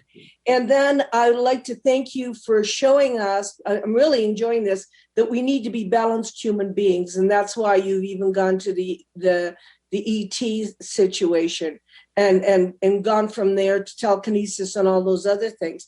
But can you elaborate a little bit on why you think you had that contact with that female ET? Was that something where you think you have some connection with ET races, or was that something that you needed at the time and the universe provided, or why do you think you had that contact? I don't know why. And so now I'll talk about an experience that came before that. And that was, I was laying in bed, and so this is weeks before that one, but I'm asleep and suddenly I become conscious and my eyes are closed, but I could tell that the room is filled with light. Okay. And I was like, what is going on? And I open my eyes and the room is pitch black. And I thought maybe it's the moonlight. There's no moon, it's pitch black. And I close my eyes again and the light comes back and I try and relax. And then suddenly there's a face of an ET, of an extraterrestrial in my mind, in my mental screen. It's right there looking at me face to face. And it looks like what you would just people describe as a gray. It looked like that. It didn't say anything, but the message was, we're here. And I realized I have no control here. I have no control. And I actually felt really unnerved for days, maybe even weeks after that. Like something happened, I had no control over it. And then this beautiful experience happens where this feminine ET comes and we meet in this non-physical realm and have this interaction, and my energy rises up my spine. And I didn't ask for that. I didn't expect it. I didn't even know that was a thing. What's interesting to me is looking back, you know, I have in years past, I was training in Tibetan Buddhism, and there are many stories of yogis thousands of years ago in India, Nepal, Tibet, where they would have encounters with, if you know the word Dakini, it's translated as sky goer, or other spiritual beings that didn't look quite human. And these beings would come down and give them spiritual teachings, meditation techniques, things like that to open their awareness. Sometimes there would be a sexual encounter, like basically a form of tantric yoga, tantric sex, but it's not about sex. It's about manipulating the body's energy flow to raise consciousness. And so some of these yogis and yoginis had these interactions very close with these non-human entities. And there's religious lore that couches it as religion. You know how in Christianity we talk about angels in the Bible. Yeah. But now we know, well, maybe it's an angel, maybe it was an ET. Maybe it's always been ETs coming down and having these encounters with us. So I wonder if this feminine force that came and met me, maybe it was her choice and she knew that I would be open to it. Maybe it has to do with my higher self, or my soul is involved in some level that I consciously have no idea about. But I didn't ask for it. I'm always embarrassed to talk about it, but I think it's important to share it. And it's brought me here, you know. So I don't think there was a lasting effect, except that I feel like sharing about it with others, and maybe that'll provide a clue to someone else who needs to get that clue. So I don't know. I mean, it's all pretty much a mystery to me. Okay. So, it's a form of contact, though. It's a form of contact. Mm-hmm. And having the physical contact in daytime and at night with Ricardo and you, it's all verification. If only one of those things happened to me and none of the others happened, there'd be a big question mark for me. And there still is a question mark. You know, I'm an open-minded skeptic, meaning I don't just believe everything. I question it. I don't disagree or disbelieve, but I have to chew on everything I experience to make sure I'm not full of it, to make sure I'm not fooling myself. So if I put everything I've experienced together, I think there's something there. And of course, there's everyone else's experience too. Yeah, well, I'll add, you didn't talk about me, but I had contact with Antarel. It's in the book. People want to read it. I don't talk about it very much. So they can, I mean, physical contact. I mean, he was standing there. So in Shasta. So I know you didn't mention it, but I'll come clean. I did see him. He did talk. So yeah, but I wanted to ask you about the female one. So I'll let you go on. Okay, I'm moving along then. Talking about making contact, just as a clue to how it might occur, when I had an experience one time, unexpected, I asked, is there a message for me? And what I thought I heard in my brain was music. And what I concluded was that it was a broad spectrum of frequencies, and my brain didn't know what to do with it. And so it simply told me it was music. And I wasn't ready for anything more than that. So with that, let's move on one more, because Earl Stalin is trying to figure out how to raise his hand. So if you want to unmute yourself, one last question, then we'll go on. Earl?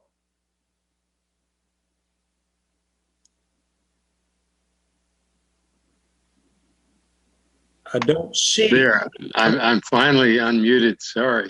Okay. Thank you, Susan, for trying. For some reason, that raising hand symbol isn't showing up on my list of symbols. I got interested in nutrition about 50 years ago and have been following that very closely, and other natural forms of healing. And things like what they call earthing and being in the Earth's magnetic field, sunshine, vitamin D, good nutrition, and whatnot, seem to have, at least in my experience, very positive effects for the kinds of energy I think, Sean, you're talking about, but are often ignored. And I see our economy is being dominated by interests that, in order to succeed, need to make a profit. And for example, in the health field, the most profit comes from having a patented drug and not getting at the underlying causes and finding a drug that doesn't cure and doesn't kill. And so people never get better and then keep needing more drugs. And I think until we change this underlying system, I mean, I hate to open a can of worms, but this COVID and vaccine thing, I would then guess that a lot of the people on this list are have their doubts about the way this whole thing's being handled. And I'd be interested in your thoughts, Sean, but there's just almost complete suppression of nutritional approaches towards curing and preventing infections that are very effective. Earl, yeah. This is a very important topic for all of us, but it also is a bigger topic. I'm wondering if we ought to save this until the end and then have a dialogue about that so that Sean can continue. Is that all right? Yeah, sure, that's fine. I just want to throw that out there. So bring it. Bring it up again at the end, and then we can exchange that. Okay, so Sean, you want to go back to your presentation and continue? Yeah, and Earl, thank you for that, because in a way you're reading my mind, because we're going to get into that anyway. So what you said dovetails really nicely. So here we go. So just some images for the experience, plastic in the water, smoke in the air, burning rainforest. Here's how much of the Amazon is burning. Here's a consideration. Brazilian President Bolsonaro has previously said the protection of rainforests was an obstacle to his country's economic development. So Earl, I think this sort of touches on what we were talking about. It's like we worship the economy like the economy was a god, or the economy is this thing, but it's really just it's a measuring stick, and it's fluid, but we treat it like this thing that needs to be defended at all costs, including burning our planet to ashes. Here's from CNN. Our survival depends on treating nature with more respect. Species are going extinct very quickly, and we have to act now. And this is about how we act as humans. So we have the power to enact change by how we spend our money. And Earl, this is a little bit connected to what you said, but what can we commit to? Especially if you're in the UFO field and you're getting the message from ETs or visitors that we need to save our planet. Can we change our lifestyle very quickly to be minimalists? We drive less cars, or we don't always buy a brand new car. Buy fewer clothes, buy less plastic stuff, stop using single-use plastic, eat a lot less meat, and we don't need as much meat as we eat in general. So I'm generalizing here. I want to acknowledge that. I'm not speaking to anyone individually. People have different needs. But overall, Americans eat a whole lot more than they need to survive. And we can chill out with the food. And in terms of food, if we buy healthier food, that drives the market, that drives the economy for a desire for healthy food, instead of buying poisonous food, processed food, sugar, the way food is transported for restaurants, for fast food, the chemicals that are entered into food.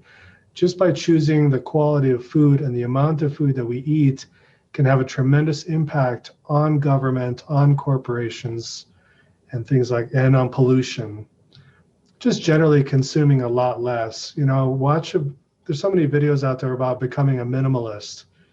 And that's basically what it comes down to. And also expanding ourselves. Again, Earl, connected to going out, getting your vitamin D, maybe going out, being in nature, in the sunlight. Maintaining our health naturally means being in nature more. And also enjoying the arts and other things that come for free. Experiences that don't cost any money, instead of looking for fulfillment by buying more stuff. I know it sounds very basic, but we haven't gotten the message yet. We just haven't. We need to do a lot less. And humans used to live with a whole lot less. And I think we can tone it down a lot. Can the next generation commit to having fewer babies? Because remember from Antarel's message and the other messages, overpopulation is a huge problem. Can today's parents and grandparents encourage their children to have fewer babies? It's a basic conversation. It goes against the part of the human brain that is designed to have sex and reproduce as much as possible for the continuity of the species. That's a very deep part of the brain, and we know it. So can we connect with a higher functioning part of the brain that says, let's make some choices where we don't get pregnant as much. We don't have as many babies. We need to bring the world population down quickly. That's one option we need to consider, one way or the other. And I know it's highly political. It goes against a lot of people's religious upbringing. There are a lot of issues here, but these are conversations we need to have now. How do we bring down the population in a way that works? How many Earths do you need to consume for your existence? This is interesting. The Downstream Project, you can go on their website and take a quiz based on your lifestyle and see how many Earths you consume. If everyone in the world lived the way Americans do, we would need 5 planet Earths to support us. I mean, it's just such a powerful message, right? We're consuming way too quickly. You can take their quiz at footprintcalculator.org. I did it. Here are my results. By March 26th of any given year, I will have used up 1 Earth. What should last me a whole year, I've consumed it by the 26th of March. And I'm not out there buying cars and multiple properties or buying I don't buy clothes very often. And still, I'm burning through a planet in 3 months. If everyone lived like me, we need 4.3 Earths to supply everything we need to live my lifestyle. So if you do this quiz, you'll learn a lot about how you drive, how you eat, where you live, how much are you spending, and it'll help you make personal decisions about what you can work on to use even less. So I encourage you to check this out, footprintcalculator.org. And then I just want to give you an experience here. So I'm going to change the sharing. I'm going to change the screen that I'm sharing. And I really this is a very short music video, but it's going to get a message across in a way that you can feel. So please bear with me. And then we'll do more questions because this is the end of the presentations. If we record this and people see it in the future, you probably won't be able to include the video itself because of copyright, but so this slide will show people the video that we just watched so they can find it for themselves and watch it. So here's a basic question, especially for anyone in ufology. Are we here for entertainment? Is that what we're doing? Or are we here to help save the world? And what are you willing to change in your own life? And I asked that question to myself. I'm not perfect. I'm consuming 4 planets myself. So I don't mean to be judgy or to piss people off, but we need to ask these questions. Are we just doing a spiritual vacation here? But we're getting messages from everywhere. And I've had my own visions that I don't share publicly, but I'm worried. And that's why I'm sharing this message with you today. I'm really worried, but I think we have a chance if we listen. So that's my presentation. I'll stop the share there. And that's it.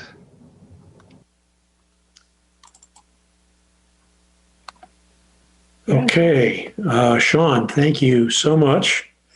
I'm looking to see there's any questions here to follow up, or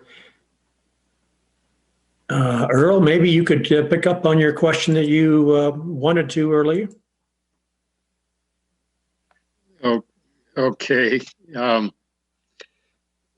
Yes, we're certainly damaging the earth through all sorts of means, agriculture, chemicals, vaccines, in my opinion. I know people may differ, violently on that question, but that's another one. And electromagnetic radiation, a food supply that's very distorted from nature, a lifestyle that is getting us less and less of contact with outdoor sunshine, plants and nature. It goes on and on, but I think the effects are very destructive, and it's a huge challenge to start to reverse that. But I think we have to do something to affect the really the ownership of industry and business, to where planetary health becomes part of their mission. If it's not, I think we're headed in the same downhill direction.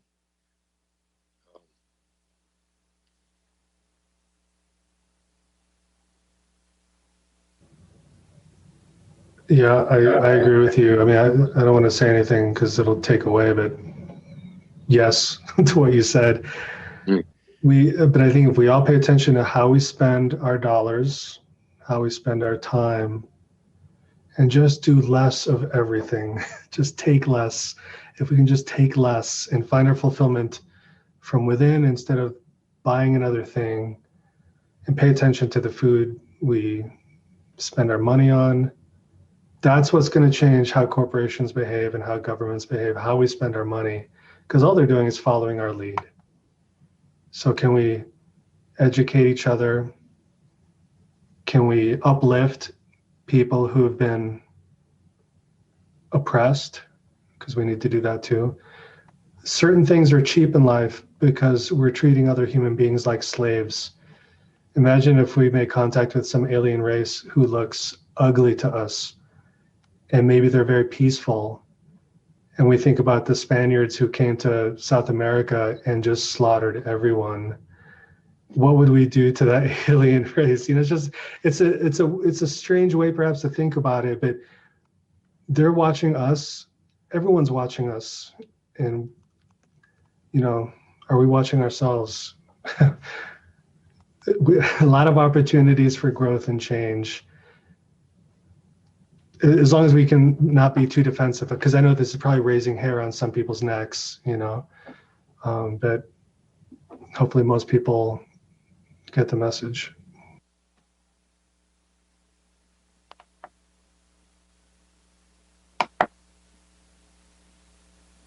Okay, Cynthia, you're first in the queue if you'd like to unmute yourself. So the question that I had is about the ice water and how that connects to your future self. It's basically about enhancing what we might call the signal line. So if the psychic information rides a signal line, that's why I titled my book Signal and Noise, because that's a typical problem with psychic impressions, is there's always a lot of noise has nothing to do with what you're trying to perceive. And then there's the actual signal, and that's where the good stuff is. So by strengthening the signal, by putting someone in a very heightened, stimulated state, using the pain response in this case, and that signal crosses into the past when the viewer was very relaxed, now they're able to perceive a little more clearly that signal coming to them from themselves in the future. Does that make sense? By showing them the image prompt that was correct, and then giving them a pain response connecting to that correct image. Yeah, so they were in pain at the exact same. They were in one hand they're holding the picture, so I'm having them look at it while their other arm is experiencing a lot of pain. And this, the ice water thing is a tool used in a lot of psychology experiments because there's no lasting damage, but it hurts for a few moments. We did one experiment where I bought this game. It's a game where you get electrocuted. So it doesn't hurt. But it's an electrocution game, and I had people look at their paper while they were playing this game and being electrocuted. And it was too much. The results were good. I'm sorry, someone. Somebody doesn't have their thing muted. Anyway, the electrical thing was too much. There was too much pain. Although it was interesting because the information they received, there were a lot of electric shock type drawings that came out from that. And I don't think they had any idea what they were really going to experience later on. So, but it's all an experiment. But it shows that we can talk to ourselves in the future. We can talk to ourselves. We can talk to others. Talk to is, I'm using that loosely, but you know what I mean. Information crosses space and time. So was that testable at all to find out whether or not doing that practice with the ice water actually strengthened that connection to the future self?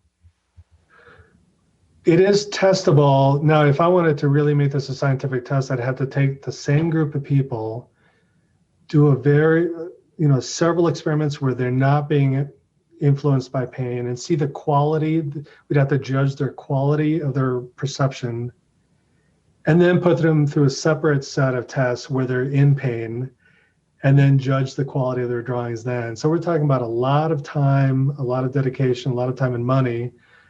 It's an expensive experiment, but it could be done.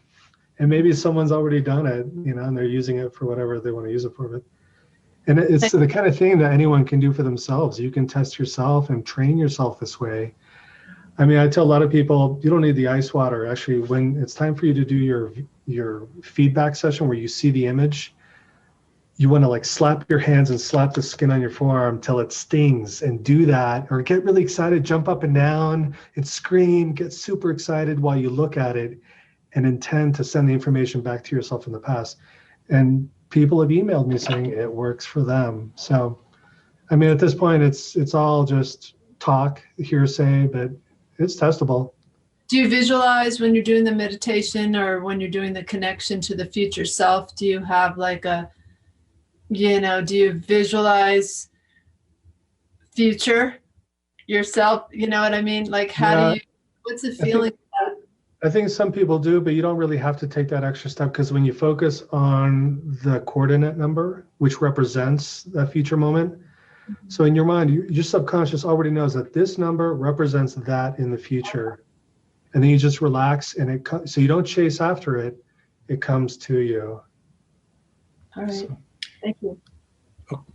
Yeah, if I may add to that, as what Cynthia was saying regarding the experiment, there was the original remote viewing program in the 1980s. The director of the program did a similar experiment where he tasked remote viewers to find highly energetic places, for example, nuclear sites and anything associated with nuclear energy per se. So that was associated with the entropy of the target. And wherever there is entropy involved, somehow the mind is attracted to the entropy. And I think, in Sean's experiment as well, it's associated with the entropy in the future event, or associated with the future image. So there has been a very interesting study, and there are results published on that. Yeah.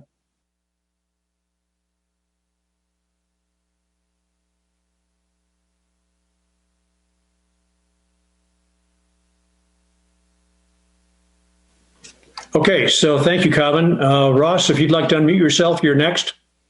Thanks. So, Sean, thank you very much for a great presentation. Very insightful. Yes, definitely thought-provoking. Makes you really think, and we should all be thinking about it. So you have mentioned you had visions. Would you care maybe share some of those visions, or those are too personal or inconclusive? They all basically boil down to the world being on fire. Interesting. All Okay. the way. And it's bad. It is bad. And I don't know if this is like an accurate representation of what may happen, or if it's just something coming to me to provoke me into communicating my concern, right? So visions can serve different purposes. They don't always mean that this is what's going to happen. Sometimes they just happen to force action so that isn't the outcome. So I don't want to claim to be prophetic or anything like that. So it's not a prophecy. It's just something that came in my head and forced me to ask these questions and to have these conversations. Okay.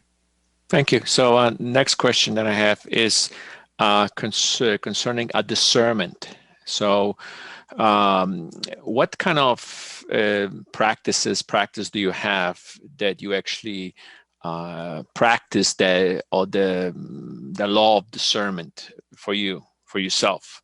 I mean, you can have all kind of different energies and forces and all kind of different influences that can basically influence us, and then those are projected us. Then we interpret them and embody them as our true realities. But in reality, they are just basically a fake. So is there some kind of discernment process that you really follow, making sure that is not circumvented, but is really truly original, pure, with pure light intention?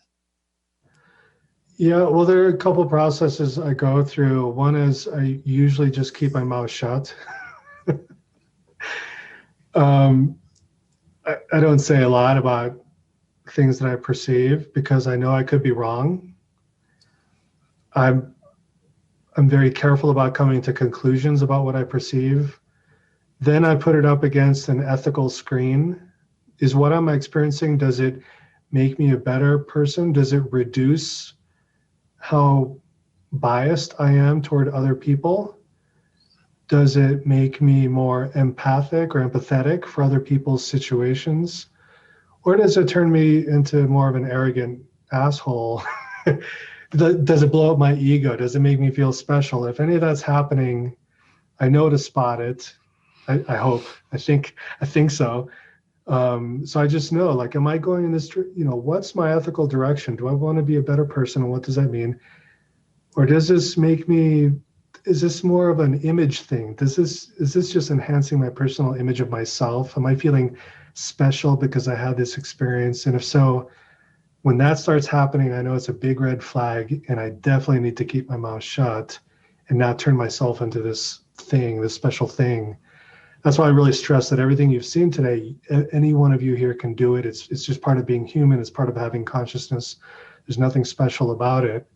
So I try and take myself off of the pedestal as much as possible. And I do that because I've been burned by people. I've been burned by teachers of my own in the past. They were on the pedestal. I gave my personal power to them because they had convinced me that they had something special that made them a little bit better than everybody else. And in fact, they were just narcissistic, power-hungry spiritual leaders doing it for the money. It's just to boil it down. And so I know I don't want to make that mistake. And it's so would you give us any suggestions, ideas, since you got burned?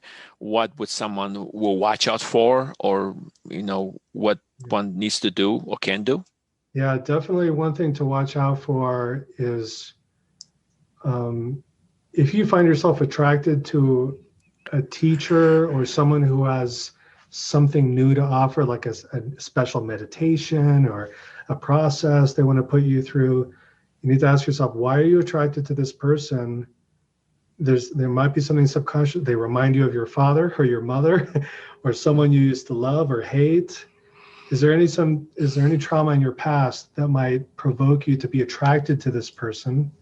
So there might be a psychodynamic occurring there. is this person trying to convince you that you're having an experience that you're not really having? So maybe they invite you over to do a midnight meditation circle to help the planet, and you do some visualization, and 3 people in the room like, oh, I totally had this experience, and no one else really did, but they're trying to convince you that you had an experience that you didn't really have. You need to stick with your gut, and there's nothing wrong with you. That maybe they're creating something that's artificial, that's not really genuine, and you need to be able to be strong within yourself and walk out the door if it doesn't match your experience. Trust yourself first. Don't feel forced to believe something that someone's trying to sell you or trying to get you involved with. If you feel danger or risk or loneliness by thinking of leaving a group or leaving a certain individual, that's a warning sign that some part of you has kind of like gotten in, you've given over your power or your sense of survival to this group. And maybe if things are happening that are not good for you, you're too scared to leave. There's a weird dynamic there. This often happens in cults or abuse situations. So it's time to find a therapist, really, or find someone who's involved, who's familiar with cult behavior. Because maybe it's not a cult, but there's so many humans. We're funny. We're like dogs, really, where there's an alpha in the pack, and everyone else is seeking the alpha to give them directionality, to give them purpose in life. And luckily, we live in the modern age where we don't have to really live that way. We can educate ourselves. We can empower ourselves. We don't have to give our personal power away. So if a person senses that they're giving their power to someone else, or they think someone else has the answers to their life's questions, look out. Look out. If someone's making promises that here's really what happens when you die. Oh God, I've had out-of-body experiences. I don't claim to know what happens when we die. It could be totally different than what I've experienced. I'm not willing to come to any conclusion. So if someone's telling you they have the conclusion or they know exactly what really happens, for me, that's a big red flag. And everyone needs to decide, like, I'm not saying avoid these people. Listen, watch, compare to your own experience, and then go get your own experience. It's like we're programmed in a sense. If something is written in a book, for some reason we treat it like it's truth. Or if a group of people believe the same thing, we treat it like it's the ultimate truth, and it's not. But for somehow the human brain is wired that way, to just look for the answers out there. It's in some thick old book. Just because something has been repeated for 10,000 years doesn't mean it's right. You know, what if the people who built the pyramids were wrong? Whatever they're trying to accomplish, what if they were wrong? Maybe. And I know that probably pisses some people off if they hear me say that, but can we move on to the next person? Paul, I have a last question that's really kind of let me come back to you, Ross. Okay. You got a couple. Thanks. I'll go to Joe. Sorry. Right now. Don, this question's for you, or really for anybody else, because I'm pretty much self-taught with my meditation and different things. And when I'm laying down flat on my back, either in bed or on the floor, and I go into what I call the nothingness or the no thing, all right?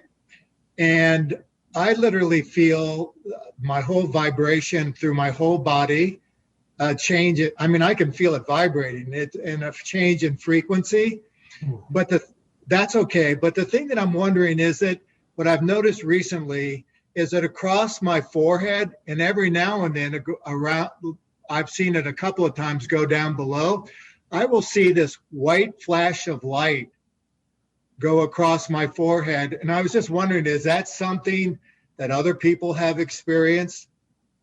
It's just a flash, and then it happens like 3, 4, 5 seconds apart, and it'll continue. Yeah, and I've experienced that in different contexts, sometimes in meditation retreat, sometimes while training for an out-of-body experience. I've heard about it from other meditators experiencing it. And it's interesting because I don't know exactly what it is, but it definitely means you're having an experience. Something is shifting. Is it an energetic shift? Is it a consciousness shift? Is it a change in your brain? Is it a change in soul? Does it have to do with the pineal gland releasing some DMT? Does it have to do with a chakra in the head? So these are questions. I don't have the answer. And I would just recommend you keep doing what you're doing.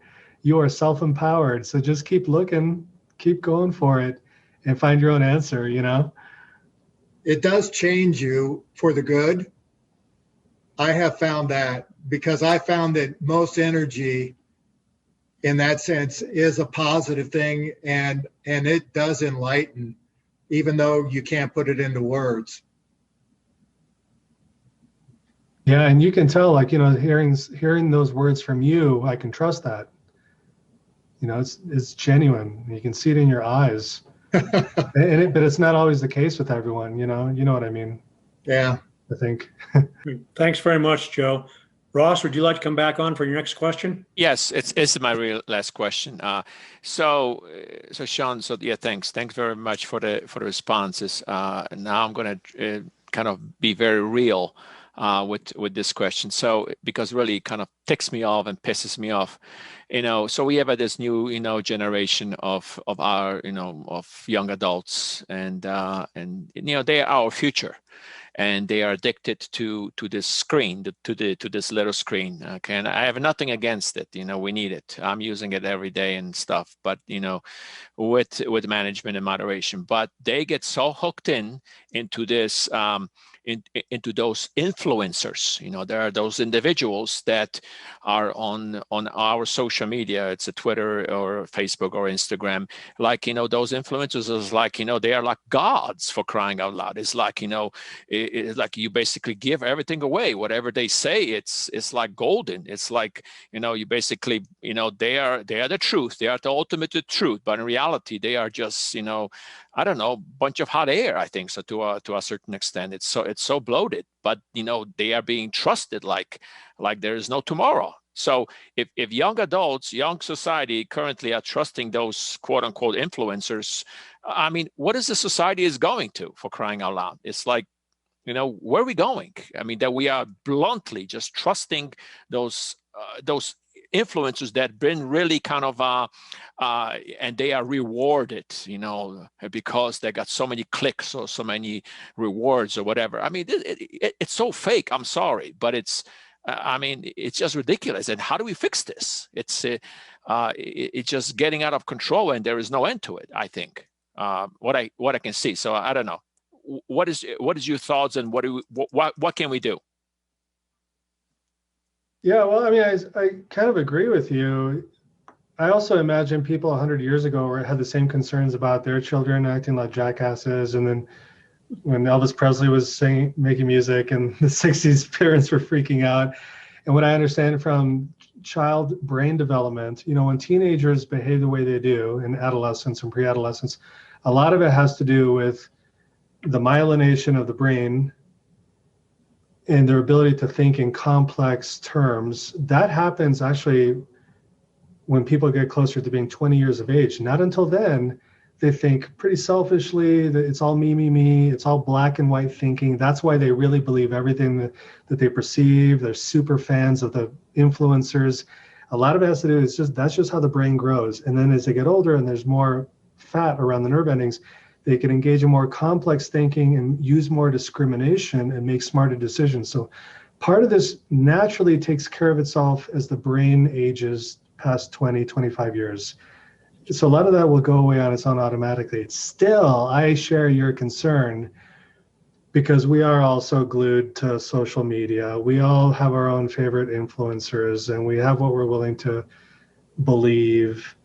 And I think it comes down to, if we can encourage each other to just go outside and have real experience, have real conversations, serve as reminders for each other that being face to face and sit in front of a tree, for God's sake, or have real conversations and compare notes with other humans.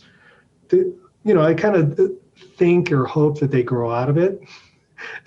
On some other level, we're all guilty of it. We're all looking for truth, and we're looking for someone who looks convincing online. You know, I know people subscribe to my videos and like, oh, that looks cool. But I tell them, don't believe what you're seeing here. You need to do it yourself. Do telekinesis yourself. Have your own out-of-body experience, blah, blah, blah. You know, people need to do that. So if we can educate each other so people find their own answers, that will help.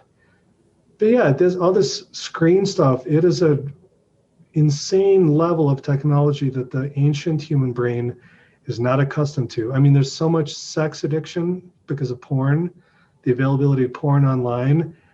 How much dopamine is exploding in young boys' heads when they're watching porn, and then they become drug addicts, addicted to their own neurotransmitters because of what they see online. And we all have that problem, not necessarily porn, but these extreme images that we see. It affects our brains. And we're just starting to have that conversation as a society, and I think we need to keep the conversation going. But I don't have any answers. Sean, I would ask a question here, and that is that as an environmental scientist, I share your feelings about what I see, or how we live with regard to greed and self-interest. But I also recognize this is a world of great learning. And might these chaotic times of exaggerated polarity be providing us some purpose of getting our attention and to get ourselves the opportunities for rapid growth by making better choices? In other words, is this a time not for condemnation, but for contribution and becoming models for living a better way of life for others? I mean, as great question, also a beautiful statement. And maybe not condemnation, but honest reflection on what we're really doing, and then working towards a solution. We are smart, we do have resources, we do care in general. Part of this is just that we're limited in how much we're able to perceive in our environment. So our level for empathy for the planet, we're not good at that. Humans are just not good. We're good at how the weather feels outside, and that's about it. We can't really project into the future or feel empathy for millions of other people at the same time. We're not good at that, but we can look at the data. Our engineers, our scientists, that's part of why I teach this psychic stuff, is psychic development increases creativity. And we need scientists like you, environmental engineers, physicists, to start thinking even more creatively to find solutions. And some of these solutions are coming from kids. Kids are learning how to get the microplastic out of the ocean, these innovations, because their minds work differently. So hopefully we can pull together and do that. It's not doomsday. We can still go down that path. What I worry about, especially in ufology, is we tend to focus on, there's this group of humans that went on a rocket ship. Now, what about everyone else who got left behind? Those are the people we really need to worry about. We've got 3 questions in line here. Susanna, did I see your hand up? No. Okay, no. Cheryl, if you want to unmute yourself. Hi. I had a comment about the addiction, and something that I've kind of become addicted to that I think is very helpful is I like giving gifts to people, especially strangers that I don't know. So like if I'm in a drive-through, I like paying for the person behind me, and I don't have a lot of money, and sometimes I'm a little shocked at what the person behind me ordered. It can be like $30, but I'll say, yeah, okay, I agree to it, and then I'll pay for it, and I just feel wonderful all day long. And I think that we can become addicted to things that are helpful to humanity. And one day I just got out of my car and started picking up some trash on the road that I saw, and that made me feel good. And just doing little acts of kindness, I think, is a wonderful addiction. Yeah, thanks for that. I think you're absolutely right. And the human brain is actually wired for that. We're wired to care for each other. So any act of kindness like that, we get positive feedback inside the mind, because that's how humans have survived all this time, is by being kind and generous and doing good things even for strangers. It feels good to do that. So your example, anytime someone sees you doing that and it spreads, you're making the world a better place. So thanks for that. Hey, thanks for everybody for leaving your videos on. It makes them more alive and real. I'm seeing Linda Green here. I haven't seen her since campus 20 years ago. So welcome. Now let's go to Daniel. You got the next question. I have a question too, or a comment. Oh, then go ahead, Linda. Okay. Yeah, good to see you, Paul. And many of you may know about this, but this harkens back to Sean's presentation a long time ago about instrumentation and how we lack instrumentation to measure subtle energies.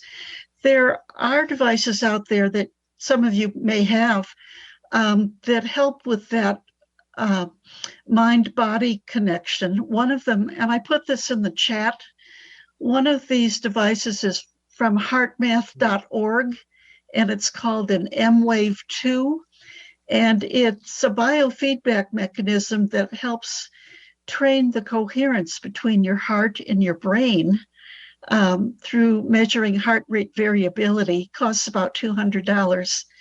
And then I have not explored any of these devices through the Monroe Institute, but I know they have several things, and Sean's nodding, so I think you probably have some thoughts on that as well.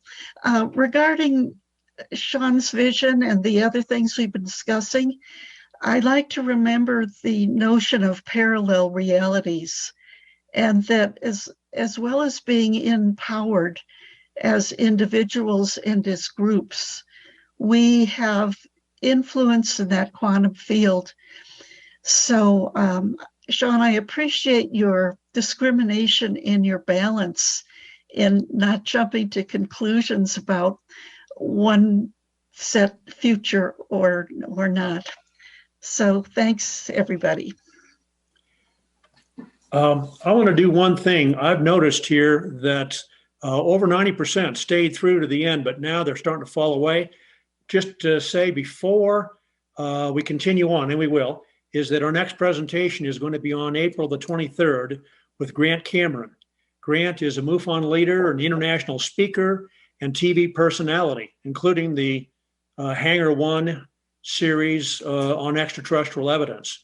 So next month's Zoom meeting will begin here at 6 p.m. on April 23rd. So mark your calendars now. With that, let's go back to Daniel and unmute yourself. Okay, am I unmuted?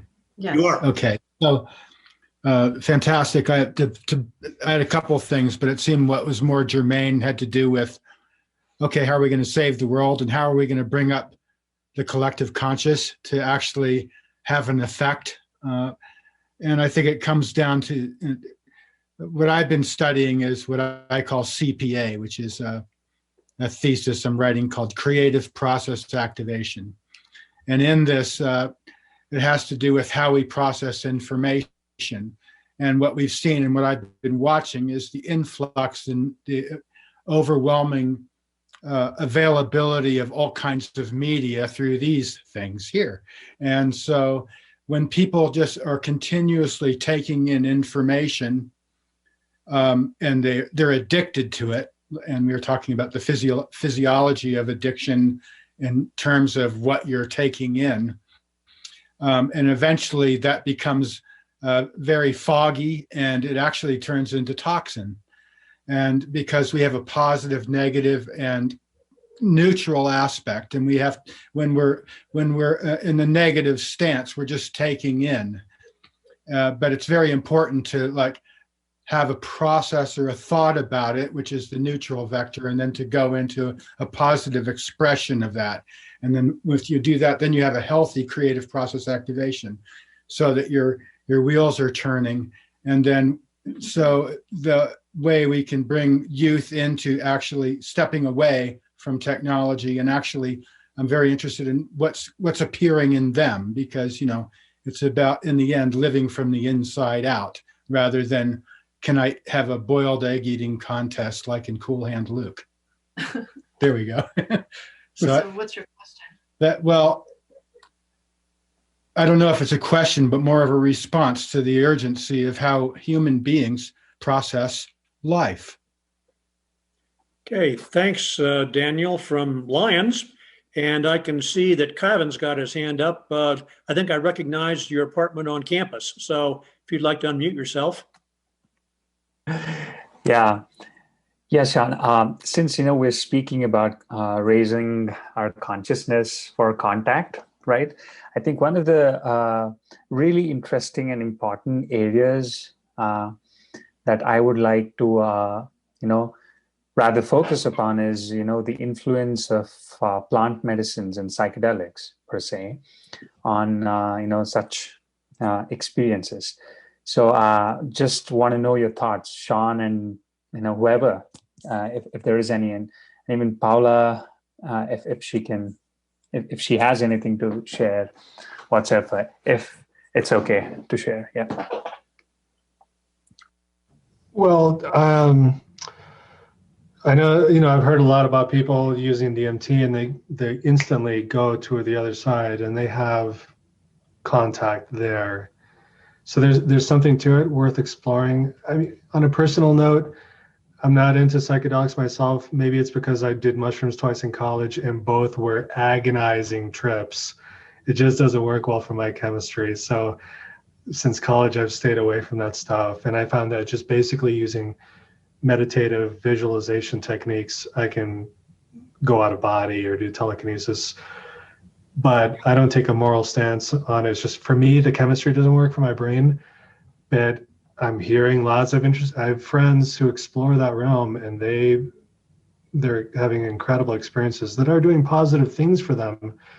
And psychedelics are doing amazing things to help with depression, suicidal tendencies, things like that. So luckily, society is starting to turn toward looking at that as, in a positive light, as medicine for psychology, but definitely for spiritual. I mean, shamans around the world have known about this since the dawn of time, that you can use plant medicine to open the mind and make different kinds of contact with the earth and with others. So definitely worth looking into.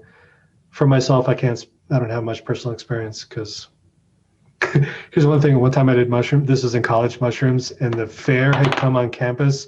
And the gravitron machine, it's this big thing that spins around. You get pressed against the wall because it's been. I did that on mushrooms. Such a rookie mistake, and it was really, really bad. And it was just the beginning. So psychedelics are not for me. But I think you got to be an idiot to do that your first time on mushrooms. I loved mushrooms. But let's move on to Dave Armstrong here, if you want to unmute yourself. I think Paula had something to comment on this. I'll come back to Paula right after this then. Paula Harris? No, I think she's on mute. She's muted. Dave, you want to give up to Paula right now? You want to unmute Paula? And Paula, you're muted right now. Still muted. She was unmuted. It's an answer to him. So if I did it way down the line, Ed, really quickly, because you mentioned this question. I think that anybody that is evolved, that comes from somewhere else or is in another plane, does want us to do the hard work. It is not quick and easy. Not only that, shamans have years of experience with that stuff. And these ayahuasca parties of just for fun that are being done, and all of these things that are being taken have no training. They have no training and no discipline behind them. So what I've learned in my 75 years is that's not the way to go. The way to go is to do the hard work, which means it takes patience, time, and energy, because we're part of a collective consciousness. It isn't that they want us to get it quick and easy. And then I think there's a lot of illusion because you bring to the experience what your past is. So like you said, you had a bad experience because that's what you bring to it. But the purest experience you can have is to let go to the universe and let the universe talk to you. So that's quickly my answer to that. And I'm glad you asked it because that's what young people ask all the time. Thank you, Paula. Thanks, Paula. Okay, David, you want to come back now? Unmute. Unmute here, Dave. I'm not hearing you. Can you hear me now? Got it. Okay. Tying together these two threads, doing the hard work, like Paula says, what do I need to do today or tomorrow to tell myself now about how we're going to fix this? In other words, do we need a party where everybody puts their hands in ice water so that we know? I mean, it seems like it's a circle that goes around and around, and I'm not sure what message to tell my earlier self. Have you given any thought to that? Yes, and in a slightly different context though, because I wonder about that. If we can send information to ourselves from the future, how can we get better at doing that? And what I've come to, and this doesn't answer your whole question, but it answers part of the question. What I've come to is it would be interesting for people interested in this, that when you go through life on a day-to-day basis, when you found that you've made the right decision, whether it's a small decision or a life decision, and it's the result, it's a good result, to celebrate. Feel that feeling in your heart. Maybe say something out loud, but exclaim your joy. Celebrate in some very vivid way. And I think what happens is on a day-to-day basis, when you wake up in the morning, somewhere subconsciously, you start following this breadcrumbs of you celebrating in the future. So in a way, you're leading yourself from the future in the past with a little points of celebration, and you just start to develop an instinct for when to go left instead of to go right, or make this decision instead of that decision. You know, we all know people who tend to be lucky. They're luckier than other people, and they have a sense of positivity, and they, you know, maybe they've been feeding themselves the information without even knowing it, because they're really good at celebrating the little wins they experience every day. So that's one way to do it on a little practical basis. You know, if we get really good at noticing when we did well for ourselves and expressing gratitude and joy at that, maybe that does move to the past when we were trying to decide which way to go. So that's half of your question. The other half is, how do we relate that to making decisions to save the planet? And that's where I have to step aside from the more what's the word? The more esoteric stuff, and just be down to practical considerations. We know we can't keep using plastic the way we do, so make a personal choice to buy less plastic. We know we can't keep poisoning the water. Do I need to buy a new furniture set because they're getting it from the Amazon, they're getting the wood? You know what? Just decisions like that. How much do I need to buy clothing from China or India? Or if you eat chocolate, there are places in the world where slavery is still used, and slave chocolate is being sold in the United States. So can we do a little investigation and make better choices? What economies do we want to support? So all of that is very far from the psychic and from that. It's just practical. How do we spend our money every day? Okay, Sean, that's a great segue here to knowing that we have 1 minute before our Zoom session is going to run out. So let me just say in closing, it's been refreshing to hear more about humility, humanity, and heart than hubris. As it was said in your presentation, the world doesn't need more psychics, but an increased self-understanding and a change of behavior toward each other and our planet. If energy truly has consciousness, then we cannot begin to imagine the form that such an advanced consciousness will present to us. So thank you and Sierra for providing this with this wonderful presentation. The mark of a true professional is one that can overcome all hurdles, and in this case, COVID-19. So we hope your recovery is swift and complete. And on behalf of Paula, Ross, Julia, Cynthia, Marianne, and me, I say good night to you and thank you for joining us. And we'll see you on April 23rd. Thank you. Bernard, Thanks, Sean, everyone. blessings Thanks to you. everyone.